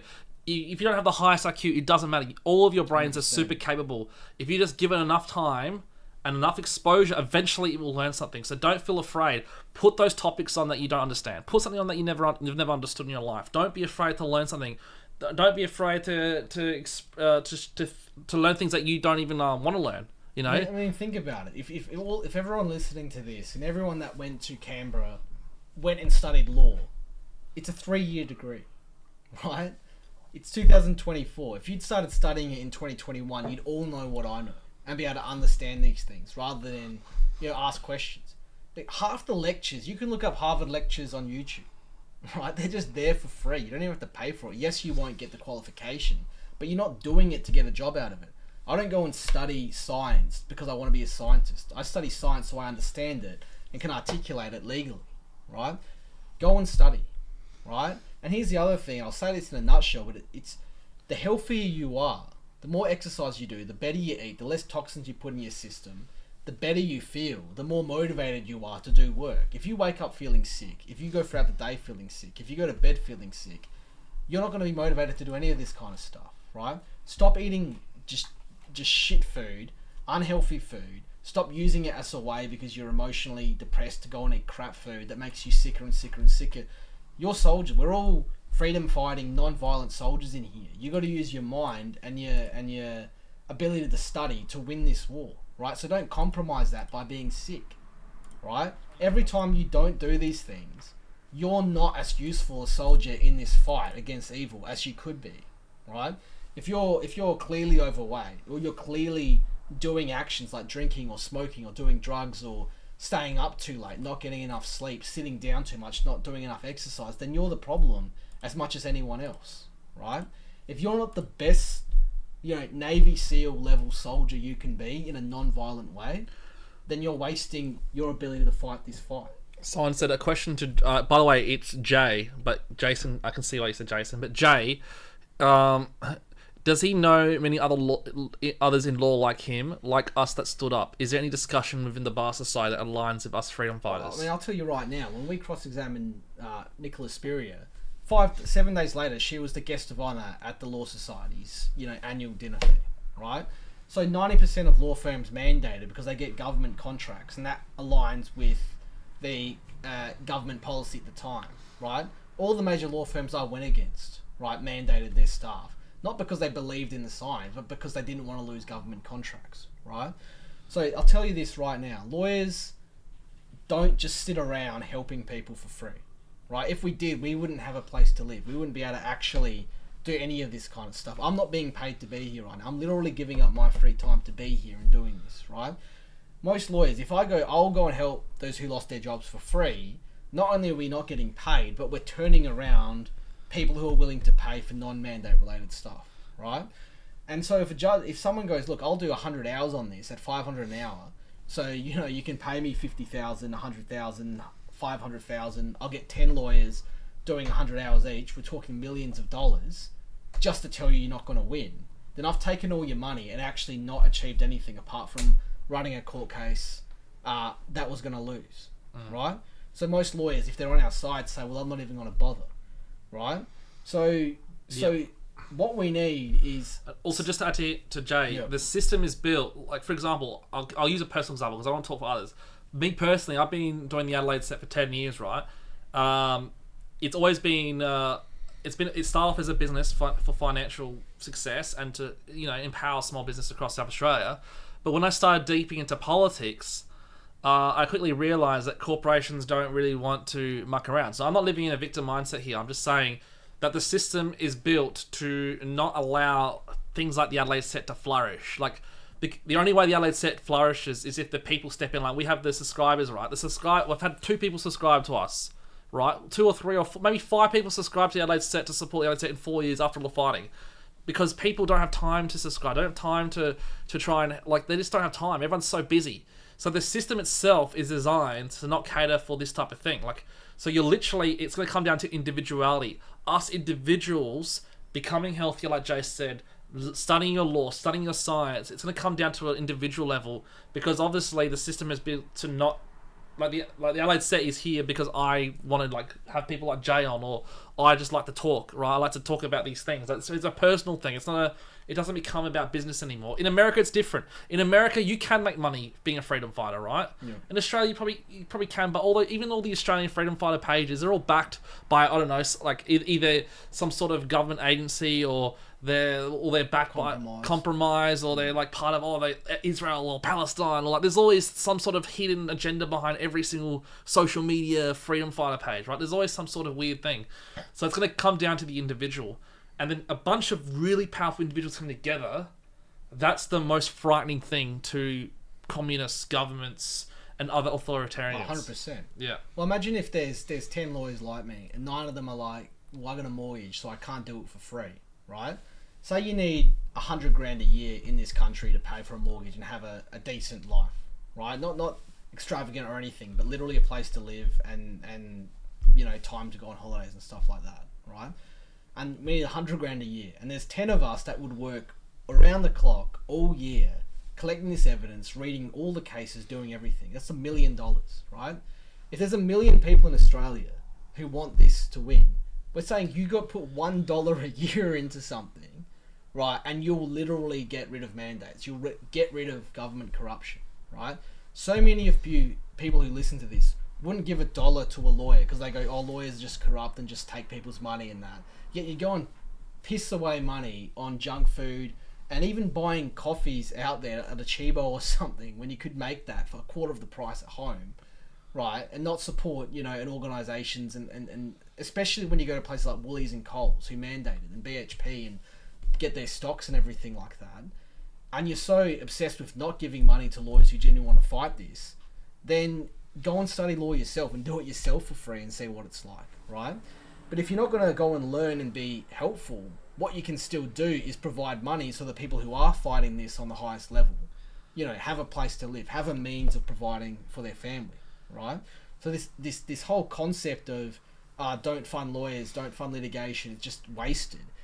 If we did 10 cases that all failed, and we had to pay their bills, right? And the total bill was $100 million. That's 1 million people putting $100 in. And if one of those cases won, then we get everything. But because people are too scared to put in $1, $10, $100 collectively, that's why none of this ever makes it there, right? I mean, we did the SA Health case on the biggest shoestring budget funded by the people who had lost their jobs, who hadn't been paid for a year.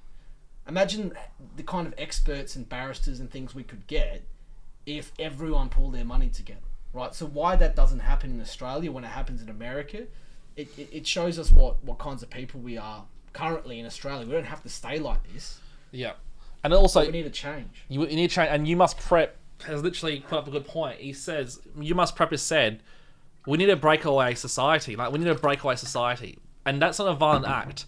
We can full out reject society, deaf to the world in the sense of the passions of the world. We don't have to follow Hollywood. We don't have to follow the pornographic industry. We don't have to be okay with big pharma. We don't have to be okay. Like, we can literally start your own businesses, support your small businesses that are aligned with who you are. Like, literally create shift and change from within. Like, I mean, it's not going to be easy, but life's not really supposed to be easy. Yeah, life's supposed to be a difficult thing. Like the Adelaide set, for example. I want the Adelaide set to be like the next social media channel for you people, right? So you people come on and have a say, and try not to get shut down. Like, kind of an authentic media experience is what the Adelaide set's supposed to be.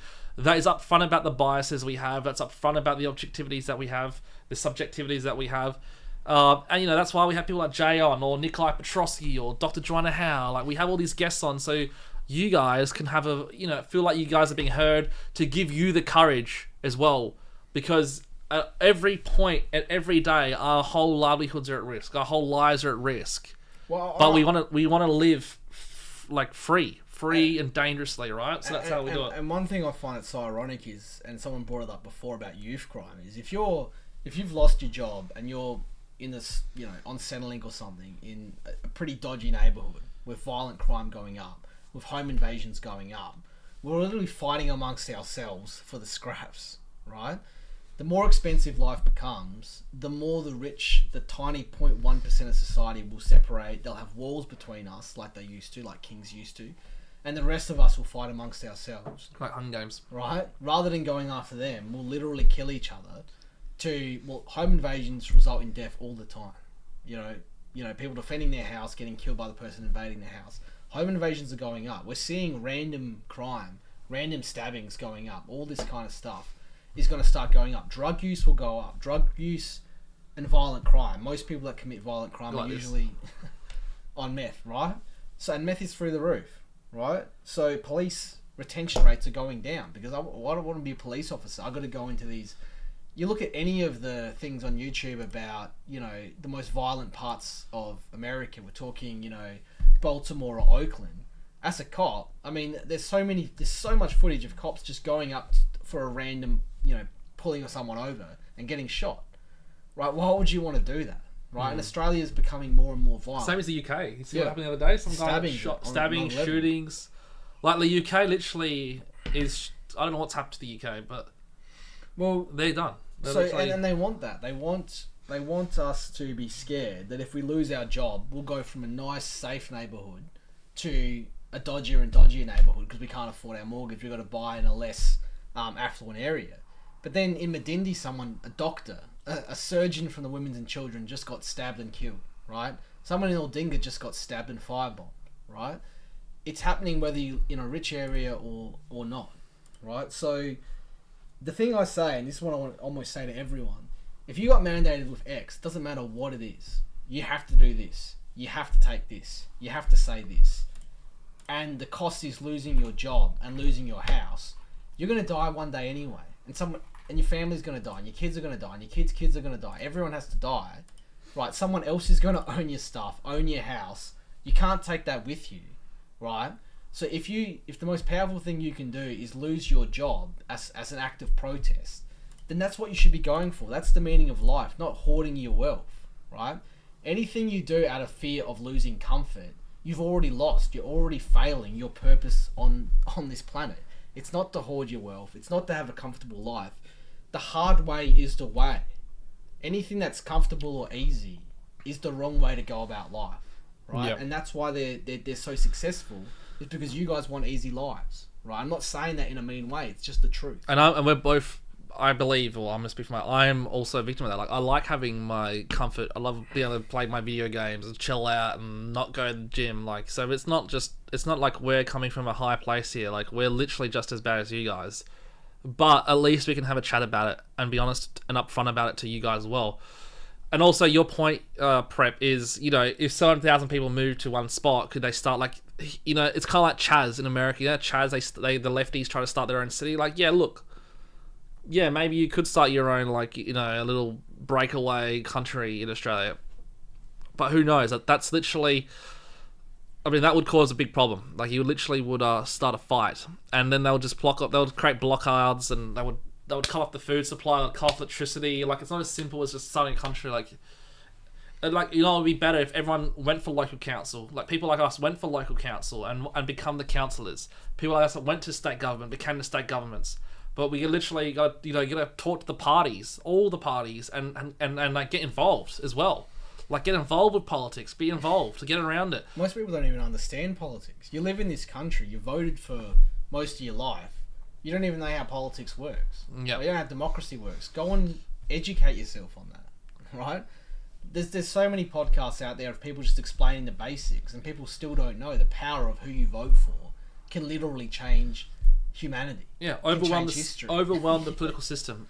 Like, let's say this. Say the government is satanic. Say the legal system is satanic. I don't know, I will use the word Satan because it's just easy, right? We all grew up with this Christian values, right?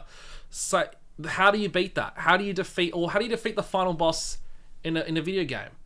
Overwhelm it, out finesse it, dodge, run, skill. So get in there, get amongst it. You have to, and keep going and going. So get involved with politics, get involved with the legal system. Imagine if there was 1,000 Jays running around. Imagine if there was 1,000 Adelaide sets running around. You know what I mean? Like, it would literally dominate. So you got to be tenacious. All of you guys, you all have social media. You guys can all do posts. You guys can all do stories. You can all do videos like this. You can all be doing live streams. Like, all of you have a role to play in this. All of you, if there's 10% of the it only takes like 10% of the population to cause a huge swing and change. I think it's like 4%. If 4% of the total population has a mind shift, it can change the whole society forever. So, like, don't be afraid of your power. Like, you guys all have the power of greatness inside you, but the media have convinced you that you don't. The media convinced you that you guys are... All you should care about is comfort, watching your TV, shut the fuck up, don't do anything. That's what the media wants you to think. No, don't do that. Break away from it. Well, Speak your minds. Honestly, and the easy ways to train your mind to not seek comfort. Go a month without Netflix. Go a month without watching a single TV show or movie. Go a month without junk food. Train yourself to get away from these things. Yeah. Right? All the things, I don't know what you guys do in your spare time or whatever, but go and use a spreadsheet. Write everything you do Monday to Sunday, and then put a value on it out of 10, how useful that action was, and then another score of how necessary that action was to your life and the lives of others, right? Because if you're sitting there for hours and hours and hours, of course you need a recharge. If I tried to do this non-stop, I'd break down. So I need to have breaks. I need to have time off, right? But instead of doing something like watching a movie for 2 hours, you can watch, say, a video for half an hour and then do an hour and a half of, say, exercise or something like what I'm doing, right now. I could go and study something. If you actually enjoy study to the point it becomes a leisure activity, you replace watching mindless stuff on Netflix with educating yourself and watching interviews and doing things like this. You're suddenly a much more powerful and useful person, right? So be true to yourself Don't go around saying, "Oh, I deserve to have my weekend entirely to myself." When I started this, I worked every single weekend with no payment for that, right? Because I knew what I was doing was needed, and I got 50 million plus. We still haven't got that number from the government. They refused to give us the number of how much money I actually got for healthcare workers in Adelaide. We're still chasing that number. I wouldn't have got that if I just gone, no, I'm just going to go and enjoy myself on the weekend, right? There's periods of time in life where you have to, there's no such thing as Monday to Sunday. There's just hard work that needs to be done to get the result we need to get done, right? I'm not saying you can change and start bench pressing 500 kilos overnight, but make the small changes. Do less comfort-seeking activity every day. Do 10% less every week for a month, for 6 months, and become a more useful person for this fight, right? If you don't know what you need to do, there's plenty of us that know and have a strategy, right? But in the meantime, while we try and articulate and develop that strategy, go and make yourself the healthiest version of yourself. Go and promote these kinds of videos all around so people listen to this. Listen to this, take notes, because you're not going to remember everything we said. You probably can't even remember everything we said in the last 5 minutes. So listen to this kind of stuff, take notes, relearn it, and keep yourself getting educated. And don't just listen to us. Listen to RFK. Listen to all the kinds of people out there that are for this. And listen to Jay. Like, for example, when Jay and I had a stream a few months ago, Jay said, most people can like defend themselves legally if they just use ChatGPT and like read some Google articles. Like, it's not that hard. And I really thought about it. I was like, okay. And then I went ahead and I literally did things. Like, I got the Adelaide set basically verified because I sent a legal letter to Instagram saying, hey, stop politically targeting me. TikTok, for example, tried to shut down one of my videos. I literally sent them a legal letter saying, hey, stop politically targeting me or I'm going to take you to court. And they literally the next day put the video back up and said sorry, and basically everything was fine. So you all have the power to legally defend yourselves. You all have the power to educate yourselves. So and it just came from a simple conversation. Like Jay said, oh yeah, legally you can do a lot for yourself. So I was like, okay, I will do that. And it worked. It really worked. It changed my life. And with the cost of living, judges know most of you can't afford lawyers. There's probably most of you can barely afford to have a house over your head. Most people won't own a home. Most people in our generation won't own a home. Most people are going to be renting and basically slaves. Even like the word, even mortgage. Mortgage is, you're basically just entrapped in a financial slavery. Let's just call that. I don't care if you guys are going to get woke, mate. We're in financial slavery right now. Financial slavery times. All of us. And it's not a racial thing. It's literally a human thing. Like, people say, oh, we stopped slavery. No, we have the most slaves in the world right now. 50 million slaves living today. And and they're real slaves. And then there's subsections to this, right, guys? There's districts. It's literally like Hunger Games. You have the rich and the elite, and then the rest of us peasants. Literally, it's just peasants after that. We're all peasants together. Freaking Bug's Life, honestly. Yeah, Bug's Life. Yeah, literally. Like the movie. It's that simple. I mean, that's what makes, for me and George and people like us, it's so fascinating how easy we can take the power back from them. Yet people just don't. They just let it happen. Right? Overnight, we could change society just like that. And it isn't happening. It's never happened in the last 50 years. We're just not seeing it happen. Yep. So it's not them. It's never. The government has next to no power. Right? The police have next to no power. We're the billions. Right? We're the numbers. We have all the power. It's just about teaching you. If you listen to what we're saying and actually act on what we're saying, then we'll actually see the results we want in the world. Anyone who sits around complaining and whinging about the world, you're part of the problem. You're a bigger part of the problem than government itself. Someone said the power for us normal people comes from knowing there are people like Jay. It's people like him and yourself to give backing that there are guys of us, especially within law. Yes, there are lawyers. I'll give you this, guys. This is a hot tip. There are lawyers who are on our side. There are judges, I think, who are on our side. Like that are morally authentic people still, right? There are doctors that are good people. There are all lawyers, doctors, professors. In every single industry that you think is evil, there are good people and they're fighting. Someone recently had a go at me for being in the WF Global Shapers group.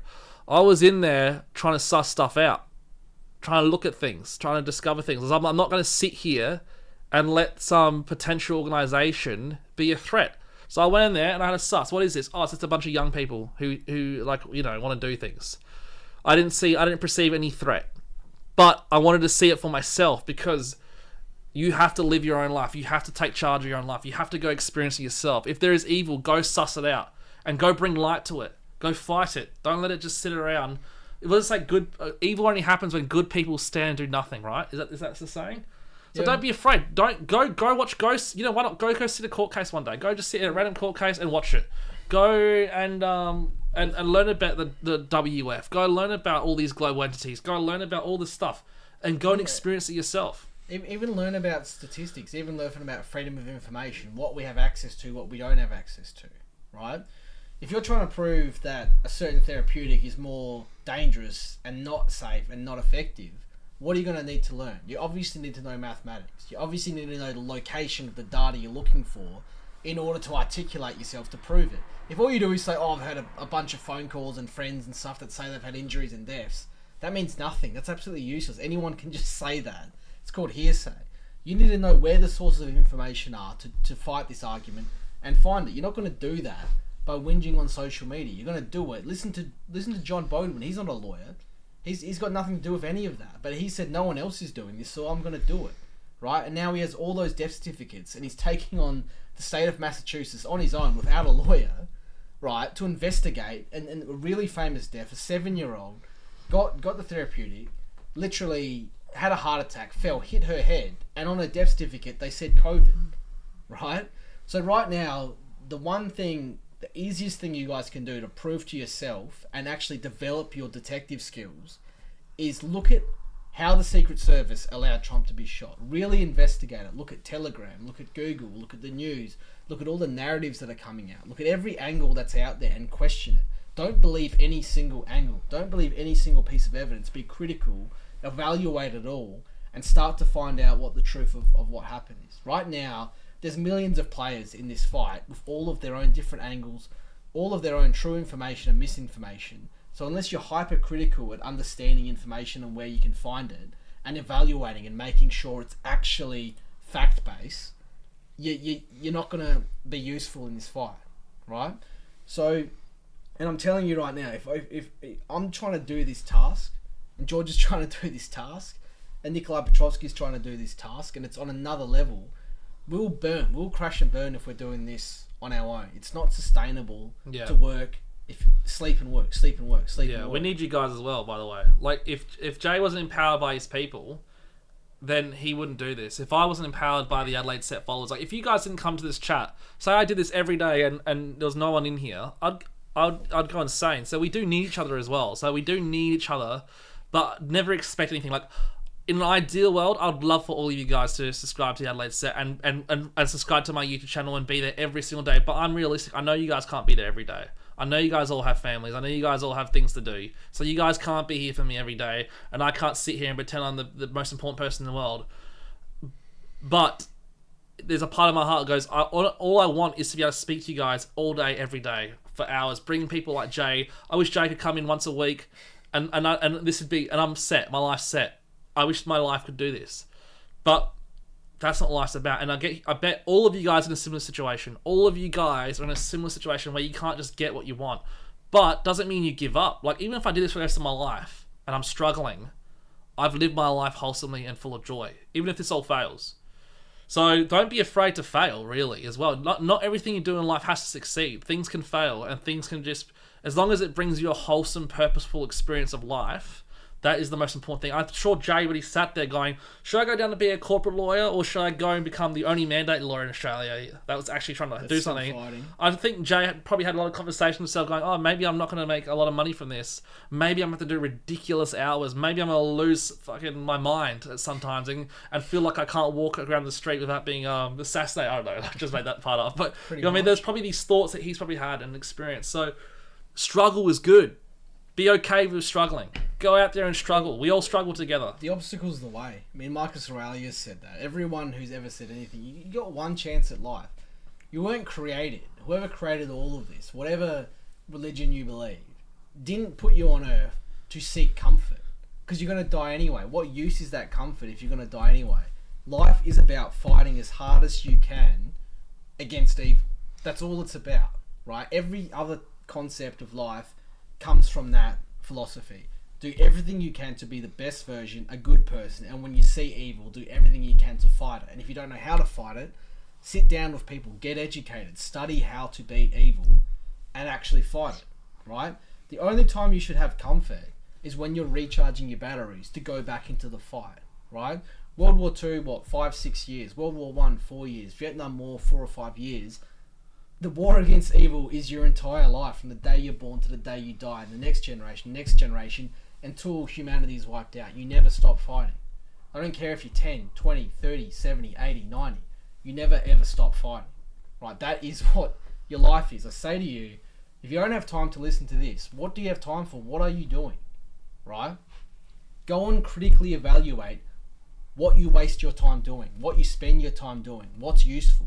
Do that in your own time and start taking out the things that are a waste of your time and start doing things where when you spend 2 hours doing it, you create a benefit that improves millions of people's lives. If I spent a year doing a trial that got everyone compensation, 1 year of my life has suddenly gotten people billions of dollars of compensation across Australia. Do actions that have more benefit for the group than just yourself as much as you can, right? So if you see other people struggling to get to the healthiest version of themselves and the most useful version of themselves, give up your time for free to help them get there. Understand why they're struggling, why they have health issues, and actually help them. If you've got good health advice, give it out for free. If you've got good financial advice, give it out for free. Help each other out here, right? So, I get paid, so I can have a place to live for my legal services, but the amount of money that I haven't charged is in the millions of dollars, right? In my first 2 years of law, if I had charged the hourly rate, or if I'd gotten a percentage of the $50 million plus I'd made for people, I'd be a millionaire right now. I'm not, right? So if everyone took that approach and did this, the world would be changed overnight. Right? And that's another thing that Jay brings up. All of you are capable of doing millions of dollars of work, if that makes sense. Like, not be a millionaire yourself, but you are doing the work of a millionaire. Does that make sense? So, because we're doing a lot of motivational stuff right now. Let's switch to some more super practical things. Yeah. What's been the recent update for you? Where are you about to embark on? Like, what's your next journey, Jay? What are you about to do? So right now, I'm literally flying to Brisbane tomorrow from Adelaide. I love Adelaide. I've loved fighting from Adelaide for so long. But the big names, the big numbers, the big recognition, and just getting your name out there happens on the East Coast. So I'm going to Brisbane. Red Union, that's probably the best segue out here. When it comes to workers' rights, if you can't afford a lawyer, you can't afford, if your house burned down, you couldn't afford to buy another house. That's why we get insurance, right? We all pull our money together, and when something bad happens, the insurance pays for your house burning down, right? We don't have that in law. We don't have, let's all put our money together all the time, so if the government does something, we can fund a massive legal action. They have that in America. They don't have it here in Australia, right? But when it comes to work and workers' rights and industrial rights, we've had unions for over 100 years, right? So all the workers put their money together, and when something major happens, like a major law comes across that takes away workers' rights or takes away annual leave, or long service leave, maternity leave, makes you work more hours for less pay, reduces the minimum wage, that kind of stuff, your union's going to bat for you and fight, right? But none of the unions were there when the biggest atrocity to industrial rights in Australian history happened, which were the mandates. None of them, not a single union, actually fought them. Even CMFEU, who did the case against BHP, didn't make a single argument on the science. They went for some superficial arguments about consultation or privacy of medical information, not the real hard-hitting stuff. Right, there was just random lawyers and law firms who went and did those judicial reviews, not the unions. So Red Union is up and coming. It doesn't have the firepower yet of your, Australian Nursing Midwifery Federation or your CMFEUs. Right, it's ticked over 20,000 members, which is insane for a union that's trying to fight. And exactly what I'm saying is what every single person who's employed there is trying to do and fight for in this country. Imagine if it had 200,000 people, 1 million people, everyone putting their money together, who are all good people who fight like this. that is how we start getting results. Right? And that's what Prep said. You want to create a new city with 700,000 people. How about get this union of 700,000 members? Imagine that there'll never be a mandate again. Never be a lockdown again. I'll show you how genuine they are. They've literally changed the laws in Queensland to try and shut them down. They've tried to say you're not a union, you can't be a union. It's like saying you can't be a company because you're so successful that you're going to take away profits from these corrupt companies. Right? When the government is changing laws to stop you, you know you're on the right path. You know you're doing the right thing. If you're doing the wrong thing, they'd let you go and crash and burn. So every time the major unions that didn't help, we're talking every union. There's maybe one or two police unions out there that actually helped against mandates, right? The rest of them did absolutely nothing to fight any of this or even ask for transparency. There's not a single union apart from Red Union that asked for a freaking risk assessment. Right? So that's an actual practical thing that we're trying to create.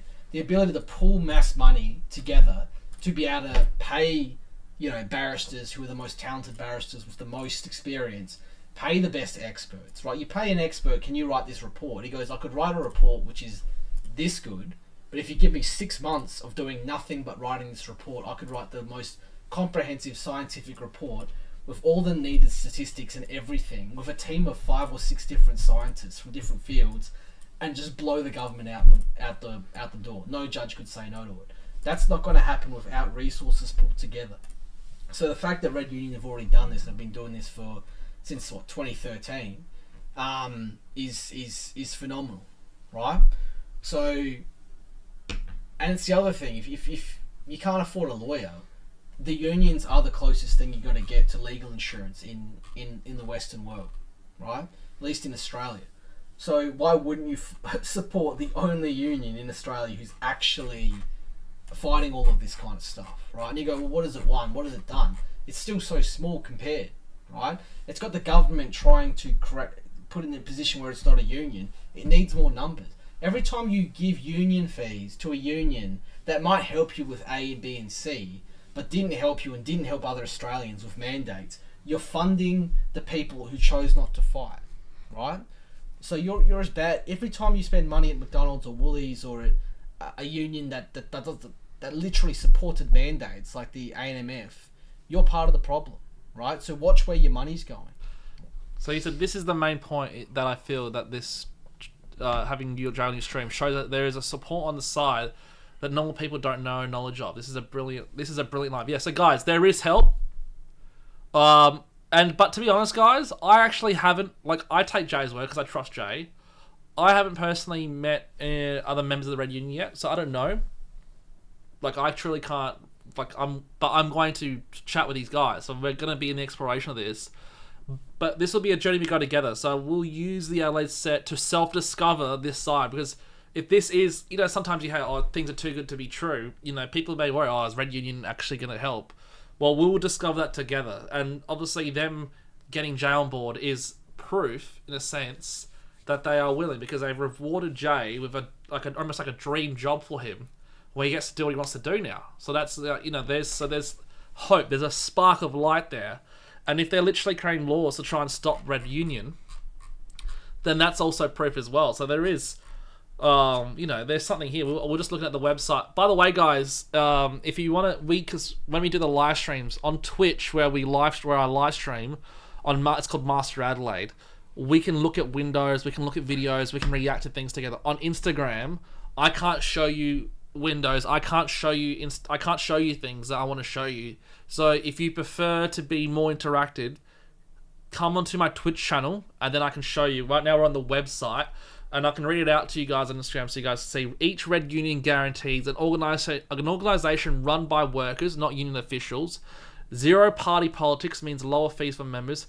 Workplace issues are resolved in a consultative manner. All member issues are completed and not left unresolved. Receive an initial response to your issue within 1 business day. So look, there's some big promises here. As it says, 20,000 plus members, 13 associations, and they're part of that.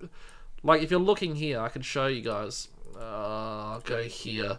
They're the ones that have those NPAQ things. Like, you've probably seen them. If you guys are in the freedom movement or have been part of the battle of the pandemic, you will definitely recognise them. They're definitely a brand that is worth recognising. And for clear transparency, I have no association with them. They haven't paid me. As I said, haven't met these people, but I do recognise their work. So you look at AMPS, which is a part of them, Australian, this one.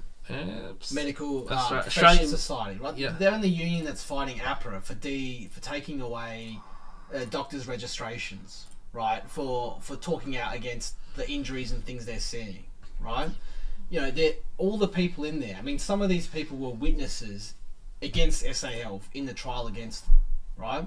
They are willing to risk their careers, their jobs, right? Even get criminal sanctions against them to fight for this cause, right? You will never see that in any other union. You look at doctors' unions. None of them went and fought against the fact that informed consent was taken away. These people do, right? They're constantly flying around Australia doing free events, putting hundreds of videos out there on YouTube everywhere. They're on Sky News. They're everywhere they can be to try and promote this stuff at their own risks. Some of them have literally almost lost their registration because of what they've said to fight for this movement, right? So if you don't believe them, go and Google it. Go on YouTube it. Go and look it up for yourself, right? So either that or... I mean, I saw Maria Z post where she's like, oh, America, they won another case. Why is this not happening in Australia? She's not even aware that we've got these major cases going on in South Australia. That Melissa McCann is currently suing the TGA for not doing its job. Exactly what I said before. Saying that they actually wasted taxpayer money by allowing the therapeutics to be provisionally approved without doing the actual... protocols and following the laws to see if it was a safe and effective therapeutic, right? So there are actions happening in Australia, and the fact that Maria Z wasn't even aware of that shows how little this is being talked about on social media and posted. You know, get it trending. You know, get things into mainstream media by just doing it so much that they can't ignore it. Yeah, honestly, exactly. So guys, good things happening, and I'm not sure when dates have been set, but we will get some Red Union guys here. Well, I'll be there tomorrow, so I'll be there sure they can. Yeah, so we'll get them online, and we'll have a chit chat. Kind of hard to listen to lawyer talk. Not gonna lie. Kind of hard to listen to lawyer talk. Not gonna lie. What do you mean? Kind of hard to listen to lawyer talk. To lawyer talk. Oh, to lawyer talk. Oh, okay. I get what you're saying. Yeah, like it's not as... Yeah, look. There's an old saying. If you're going to tell the truth, make it funny or they're going to kill you. So, who said that? Who was the person? Let's find it. Yeah. Comedy goes a long way, but at the same time... Tell the truth. No, but you have to be... Like, that's the truth. Like, the reality is... Like, I'm serious. Like, there's actually... What's up, lads?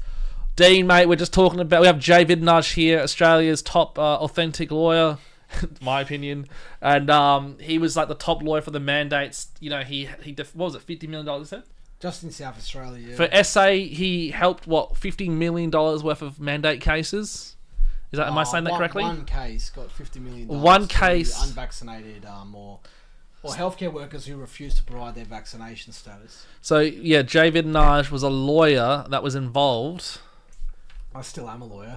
Okay, he is still a lawyer. Look at lawyer. Like, even the semantic of word, that's how good he is, right? He gonna get your words, basically, like that. Yeah, so I'm just basically giving a sort of update He's a word wizard. The last 5 years. So tell me, Jay, as well, what is that? So I just want to go back to that comment about it's hard to understand lawyers, right? Yeah, let's hear about that. It's hard to understand science. It's hard to understand so many things. So there's nothing stopping you, even if you just did the first year of law, even if you just watched the lecture series for 3 subjects, like foundations of law, torts, that kind of stuff, you'd know so much more about what I'm saying, right? If that's 10 hours a week to listen to 5 or 6 lectures, right? The fact that you can't understand me or understand legalese, you know, I can dumb myself down and risk not articulating points correctly by dumbing it down so much and diluting the complexity. Or people can go and understand law by going and studying it, right? There's textbooks out there for free that you can read. There's nothing stopping you from understanding this stuff, right? And if you're really that sick, or you've got a disability, or you're you got carers needs, and you got kids and all that, that's fine. But if you're one of these people who don't have any of those things, what's your excuse, right? So, you know, I will try and do more and more to Jay's is like simplify it's things. like the David Goggins of law, mate. You literally, like, you know, the David Goggins. There's no reason why you should be out there running. Jay's like, there's no reason why you should be studying law. All right, study everything. Get out there. Don't worry about running marathons. Get your ass on a lecture and watch a bloody 2-hour law lecture. You bloody plebs. All right, that's what we're trying to tell you. But seriously, it's true. Like I said, I always knowledge is power. Personally, I, from the heart, will say this. I like to just watch things I have no idea and don't even understand. And I might walk away going, what the hell happened? Hello, Ferdark in Twitch channel. Also, another thing, I play a game called Rocket League, right? Rocket League is a physics-based game where you're a car, there's a ball, and and it's all physics-based. So there's no aim, assist, nothing. It's all about your little micro movements and how you interact with a ball. Some of the movements in this game are beyond complexity. Like, you have to be an absolute whiz-kiz, like a wizard, right? You have to be a wizard to even like get the ball in the right place. And if you spend enough hours doing the same thing, over hundreds of hours doing the same thing over again, eventually you become a wizard as well. And I realized it took me a year to just do one move. Twitch chat's empty, bruh. For Dark, I'm sorry, bro. It's so funny. It's actually not empty though. There's a few comments there. So now we're here. Look, see, fire him. That's right, fire him. Anyways, the point is, what tasks I thought were once impossible were achievable, but it just took hours.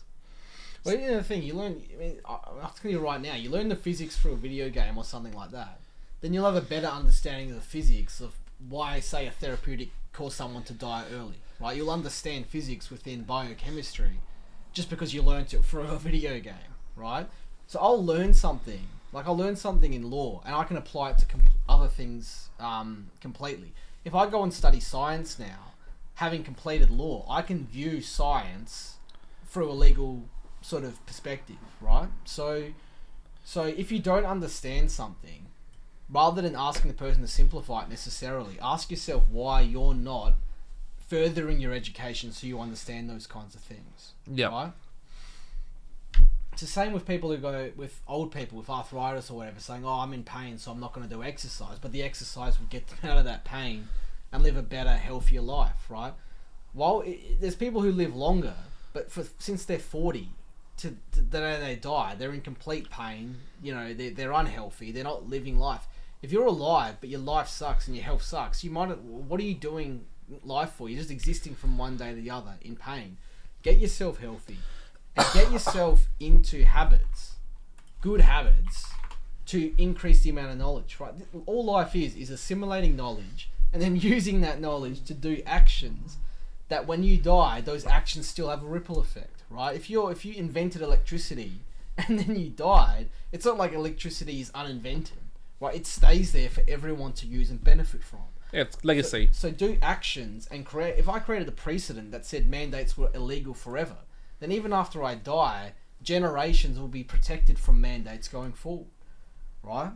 That's how you have to see life. You're here for the shortest blink of time, right? So stop feeling sorry for yourself and look for ways to slightly improve yourself every day, and eventually you'll be the best version of yourself. And it's not for you. Yes, it's great that you're better, but you need to be the best version of yourself for the world to change to where it needs to be, right?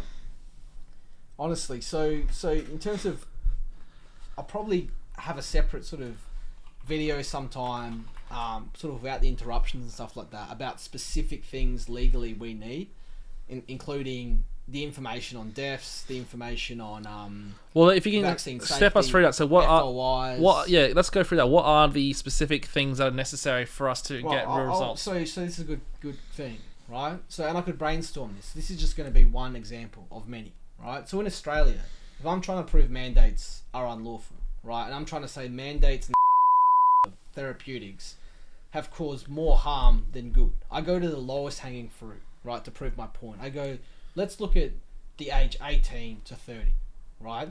And people who had already contracted COVID-19, had a mild flu, symptoms, a couple of days sick, if that, and have moved on and now have natural immunity. And they're still going to get sacked in a critically understaffed public health system unless they get a therapeutic that is known to kill people, right? The TGA right now currently say, despite there being 660, I think, for Pfizer, deaths reported following vaccination, that's been reported to what they call the database of adverse event notifications, the DAN, which everyone should know by now. The TGA made a comment saying, we've looked at the 600 deaths and we don't think any of them were caused by the vaccine, the therapeutic. They don't explain it. They don't have a massive document explaining their logic. They just say, we don't believe. I mean, that means nothing, right? So for me to get all that medical information on those people who died, especially the young and healthy people who shouldn't have died with no comorbidities, and I'm allowed to critically assess that information with experts and doctors and scientists and other lawyers and present that before a judge, will win overnight, right? The fact that the TGA to this day still says no Australian died because of Pfizer is criminally insane, that we accept that and move on as a society. That's the kind of stuff I need, right? So we go, why can't I get that? Every country says we have to protect the privacy for the family and all that kind of stuff. I'm not asking for the person's name, right?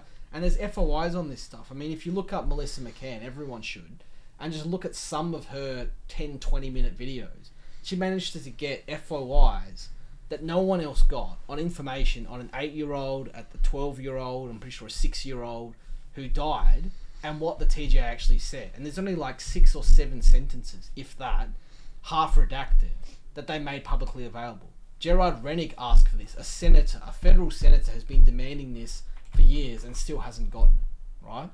So that's the kind of stuff we need to prove the points we want to make, right? They always say it's had an impact. If you want to protect loved ones, get the therapeutic. They've never explained the mathematics of that transmission equation, right? How much the therapeutic would actually impact on protecting other people. They just keep saying it without proving it. They've never been told in a court of law to prove the impact it had on transmission, right? To see what they said. We need to hit them in court, hit them with subpoenas, hit them with huge amounts of discovery, go to judges and say they must provide this if they're not.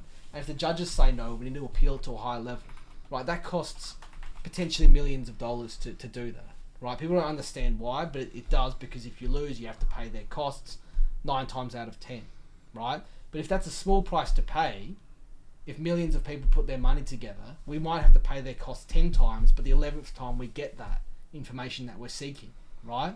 If we can't do it through the courts, again, the people themselves have to say, we want this information, or we will protest, right? We'll go on strike. We'll take actions to disrupt society unless we get the answers to these questions. That's the level we need to go to, right?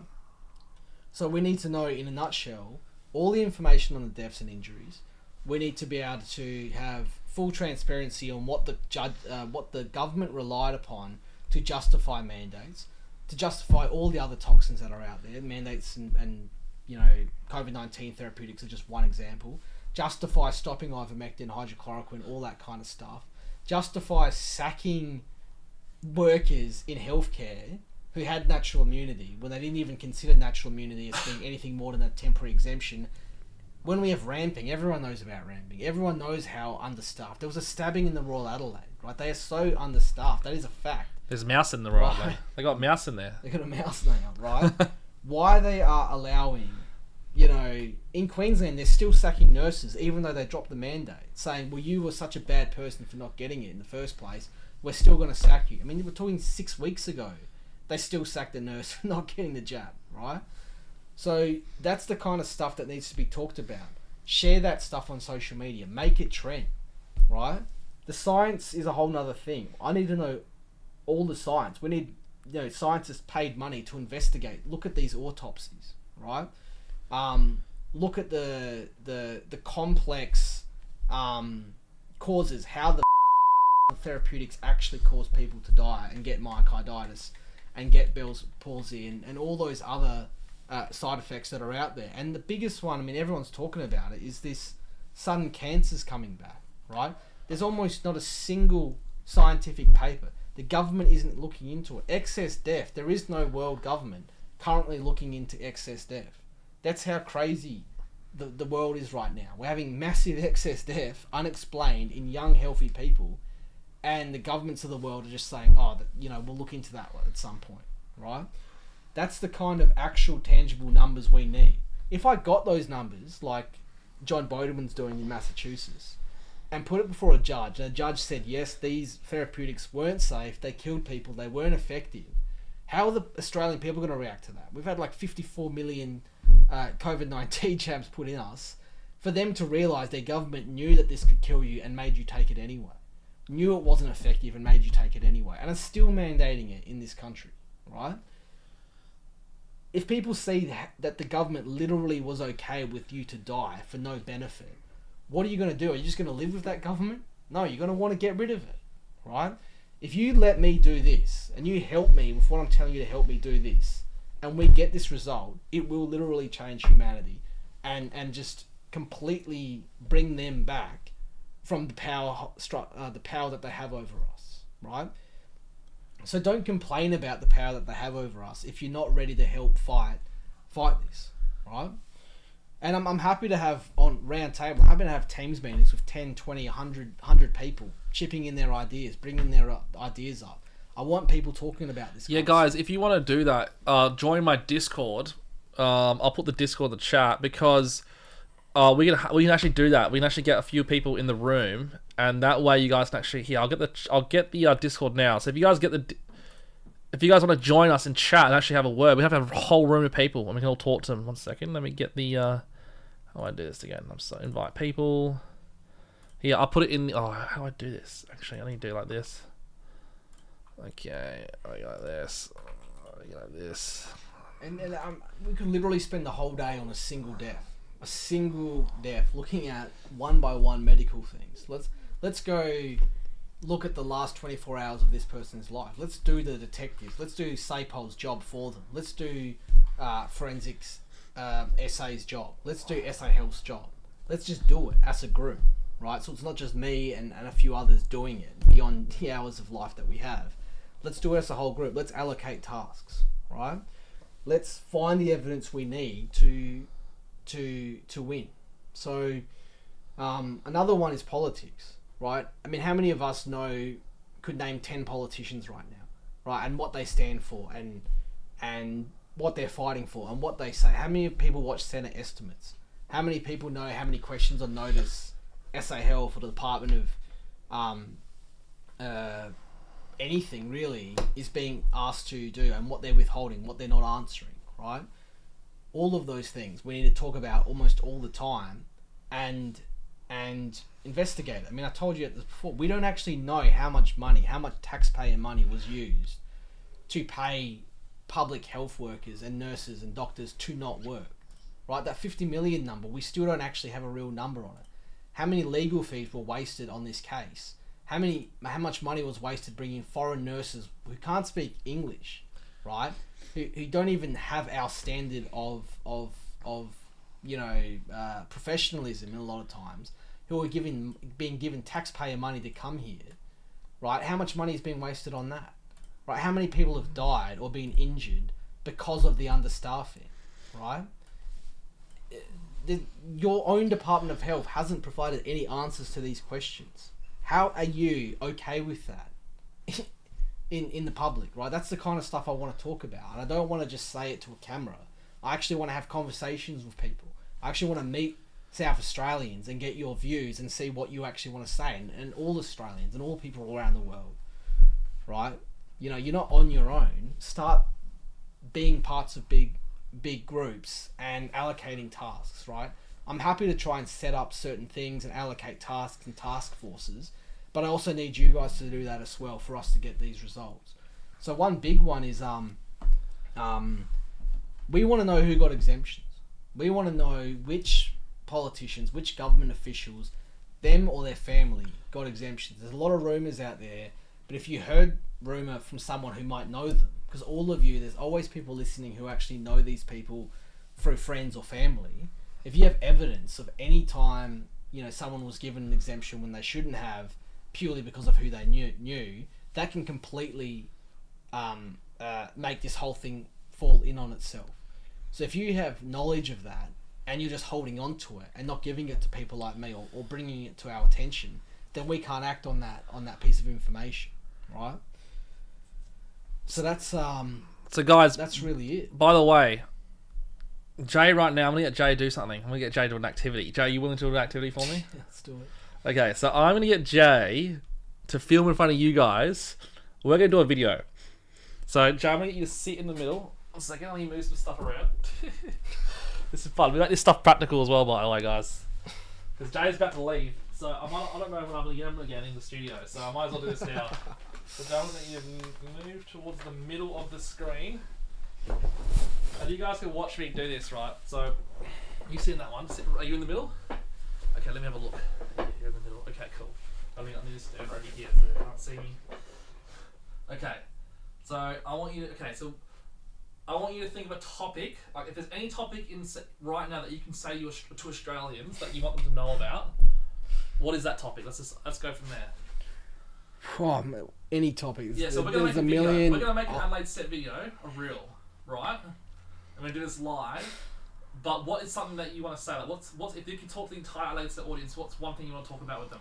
The biggest thing I want to talk about is the cost of living and how much taxpayer money you're wasting, your government is wasting, the amount of corruption in the governments in the world, in Australia, in the Western countries, while you're struggling to pay the bills, while you're living paycheck to paycheck, while some of you aren't even eating 2, let alone 3 times a day just to pay your rent, living a miserable life with depression, full of antidepressants, in a world where none of that needs to be a reality, where there's enough resources and enough jobs and the economy could be completely healthy.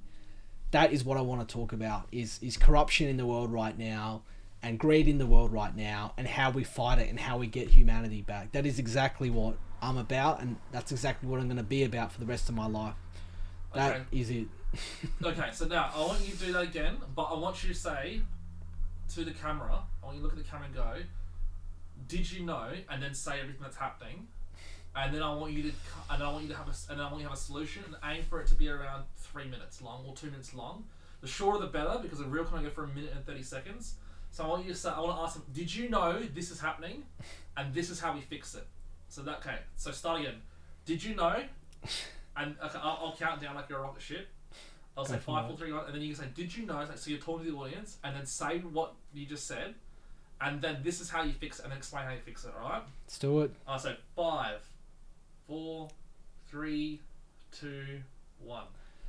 Did you know the amount of corruption that's actually happening in your society? The amount of corruption in the government, the amount of corruption in politics, the amount of corruption in judicial systems, the fact that the cost of living, the mandates, the amount of taxpayer money that has been wasted entirely could have been avoided, and has put you in this position where you can barely, keep your head above water, paying bills while your rights get taken away, can all be avoided and can all have been stopped, and we can get compensation for all of it, and we can get justice for all of it.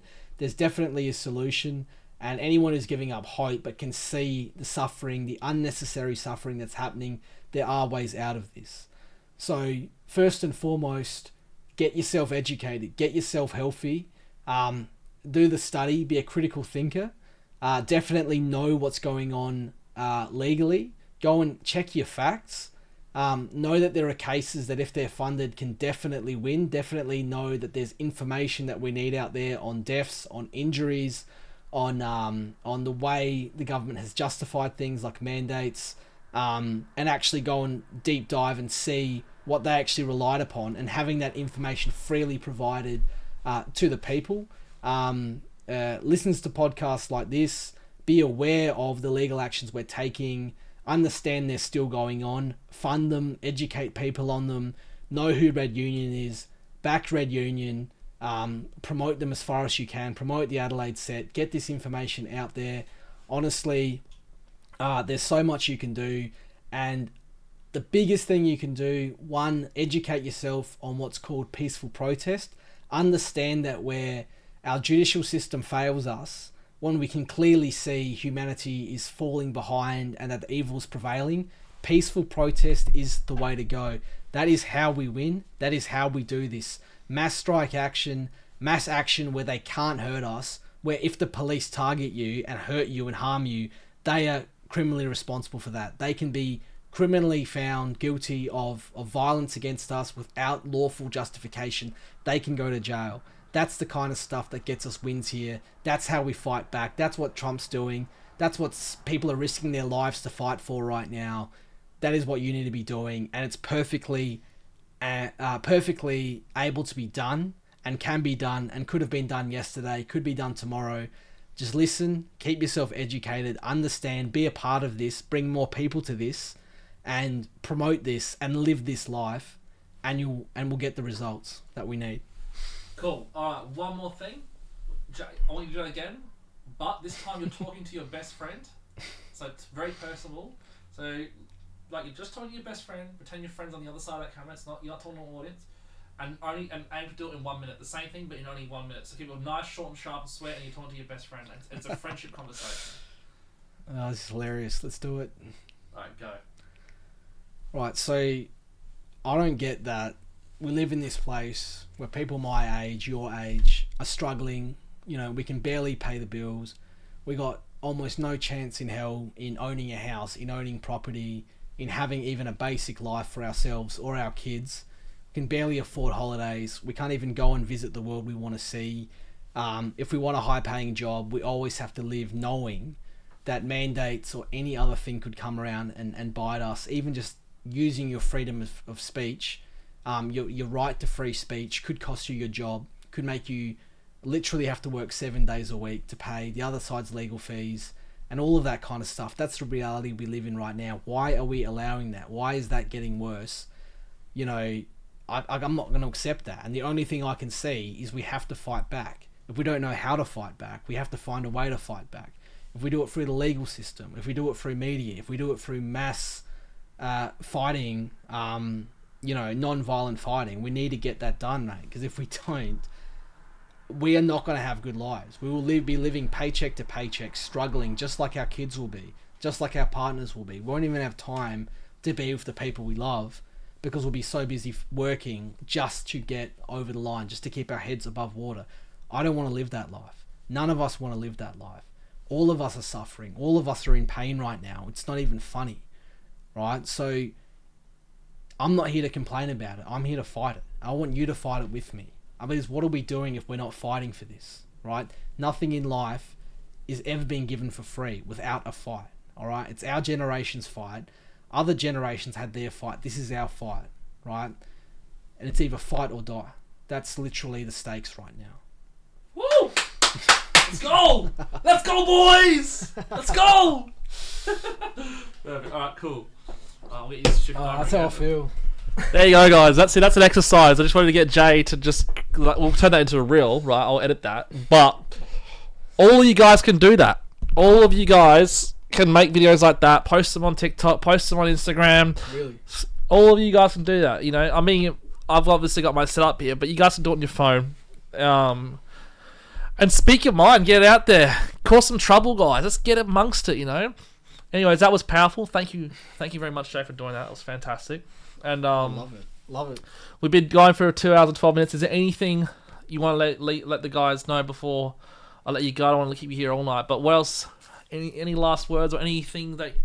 Lots. Well, this is it. You don't have to be a lawyer. You don't have to be a doctor. I mean, the most fascinating part of my life is the amount of people I've met in all walks of life. You know, I'll speak to Rob Malone one day, and then I'll speak to someone who's had the toughest life, didn't even finish year 10, basically living paycheck to paycheck, you know, on welfare or something like that. And everyone has a right to have their voice heard and have an opinion and feel and experience existence. You don't have to be a Harvard educated, you know, professor to have your say. Everyone has an equal right to say and have an opinion and feel and fight for good on this planet. Everyone deserves a good life, right? And we're all out there. We all want you to have a good life. No one is intentionally making you have a bad life out there that's on our side. It's those people, it's the people who don't care that are ones costing you from having a good life right now. Everyone should have a right to a good education, to health, to good information, to have a government who cares about them, right?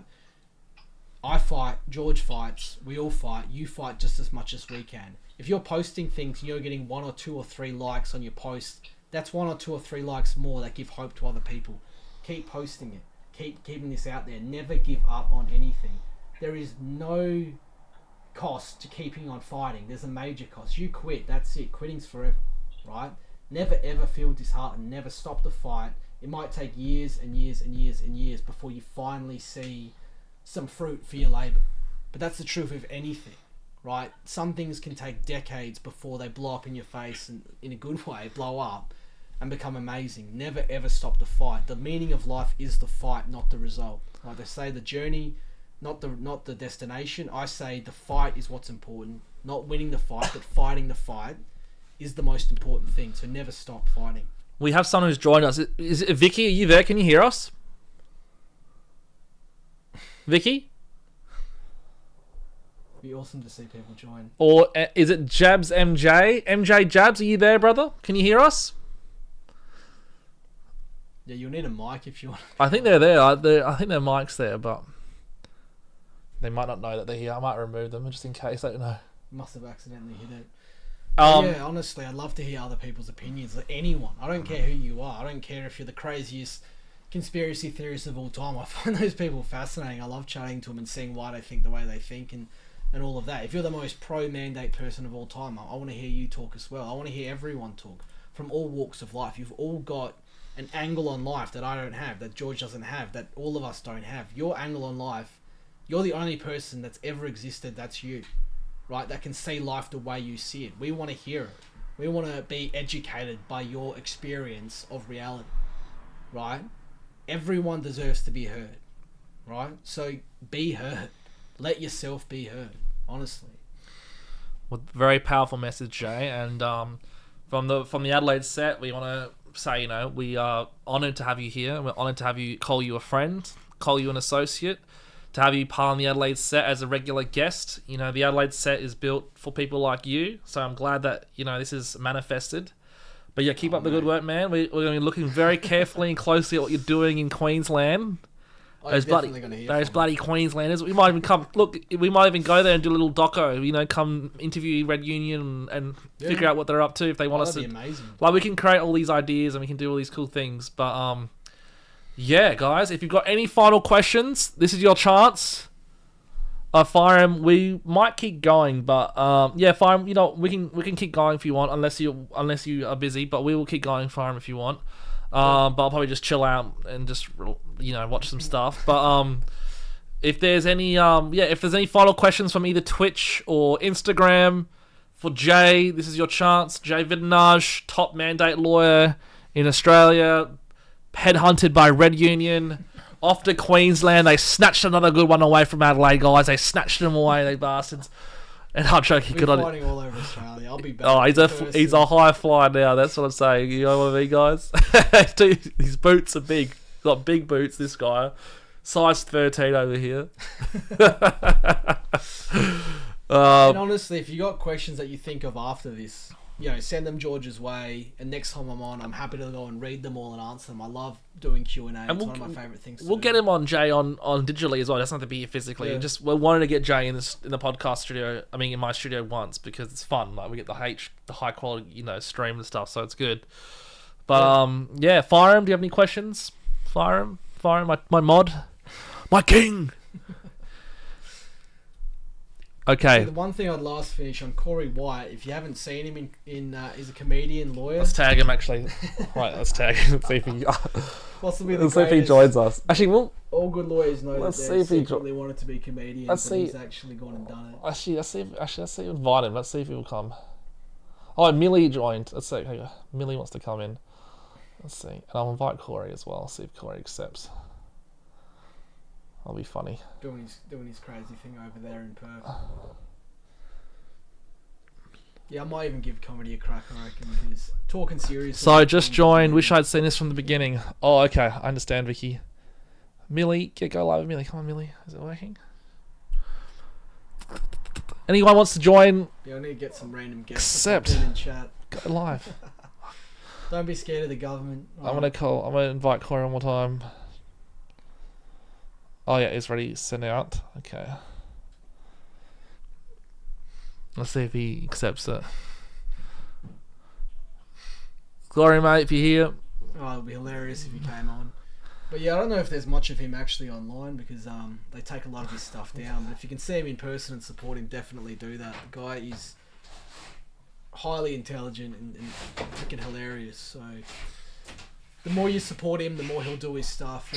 And he's For people who don't know who Corey White is, can you explain who Corey is? Oh, so Corey was a criminal lawyer in Perth. He always had a massive heart against injustices in society. So when the mandates came through, he saw how hard it was to win these cases. So he said, you know what, I'm just going to do comedy and just talk smack about all the injustices in the world through comedy, and get paid for it, and literally go to pro-mandate crowds and blow it up in their face. I don't care if they heckle me or anything like that. And he just took off, sold out shows, across Australia, Melbourne Comedy Festival, Fringe, Perth, all of that. Opening for Jim Jeffries now. Doesn't care. They're risking his own legal career and everything and being ostracised, and yet he did it anyway, right? People like him, I aspire to be even close to the kind of courage he has. So, getting him on this show and explaining what he's done, Curious to know how people would love that. people want to know how the Nikolai Petrovsky case is going. They want an update. So that's still ongoing. We're still waiting for the next court date. In a few weeks. We can't talk in heaps of detail about it, obviously, because it's an ongoing legal case. But the way I'd summarise it is, and I think people need to know this, why, if they're so pro, therapeutics and everything like that, and you saw the case beforehand, and this is the public health department that he worked for, and he was literally researched 57 to 60 different trying to make them more safe and more effective over a 20-year period with NIH grant funding. So that's money coming from America to pay for his research in Australia. So the Australian taxpayer doesn't even pay for it. Why are they trying to destroy it? Right? Ask yourself that. And if that ends up in court and that turns into a judgment, if they don't see the writing on the wall that they are a public health department potentially destroying life-saving therapeutics, and I'm sure they're aware of it, and they have to be smart enough to know what they're playing with. Why would they want to let that go to trial, right? Why would they want that reality be put before a judge and add to the distrust we already have in government and the public health system? So right now it's still days, weeks, months away from the next trial date, and I'll give updates as it comes out. Right now, the cancer trial is still going ahead. Yes, it's fettered. There's only so much I can say as a solicitor and barrister involved in it, but it's still, I'll say this, it is hampered. It is not to the level it needs to be. There's risks that kind of grant money from America will never ever come back again and be taken away after 20 years of getting that funding from the NIH, the biggest funder of medical research in the world, right? Being taken away over just BS. The fact that someone wanted to be vocal and be an expert witness and being targeted for that. If you don't see Nikolai on the same level as a Julian Assange or a Snowden in what he's doing, and I think the biggest atrocity that everyone's messaged Milanauskas and Picton and all of them, why they haven't publicly come out. It's their job. I'm a lawyer, not a politician. It's their job to publicly condone this stuff and say it.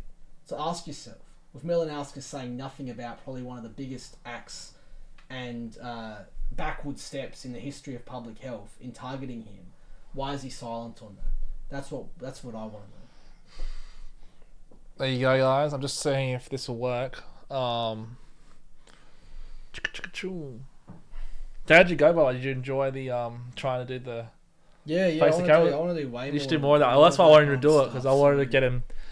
Because ideally, guys, if I had the money, I would get all these guys that are in studios, and I would literally have them on the Adelaide set, like the Daily Wire, but obviously not. And it's not going to be the Israel set. It's going to be the Adelaide set, right? And we're gonna have what's his name, Jay, Nikolai, Dr. John O'Hare. All these guys have their own hour slots where they can just come in and just Woo! Everyone. We want everyone. We want journalists. We want nurses. We want teachers. We want everyone who has something to say, right? Yeah. You know, we want health experts. You know, we want dietitians. We want everyone who has something constructive to say to be here and be the voice. Let's take over the media. Right? Yeah. You know, occupy Wall Street, occupy the media, occupy Australia, get your country back. Yeah. Right. I mean, I'll talk to Red Law and Red Union about setting up a studio in Queensland, because this is the kind of stuff that everyone needs to be doing. I mean, it's crazy the amount of stories that are out there that we don't even know about because you're not talking about it. Jab Injuries Australia, that's another massive platform that everyone should be aware of. The guy isn't getting paid a cent, has gone around collecting all these stories. Forest of the Fallen, if you don't know what that is, you have to look it up. You have to promote it. That's the kind of stuff that gets us wins here. It's powerful symbolic messaging. It's all done peacefully. No one dies. It's beautiful. It's beautiful. So, all right, guys. Well, thank you, Jay. Shake your hand, because Thanks. Love your work. Do it, George. And Took this on short notice and let me do this. I really appreciate of course, that. you're always welcome here, Jay. Jay, in my eyes, is an official, Adelaide set star. So, he's done a fantastic job. We'll keep supporting him. Yeah, guys, thank you so much for being here. I'm gonna stop the Instagram live. Oh wait, here we go. Let's see if this works. Come on. Yeah, maybe there's some technical issue. Accept this. Let's go. Is that gonna work?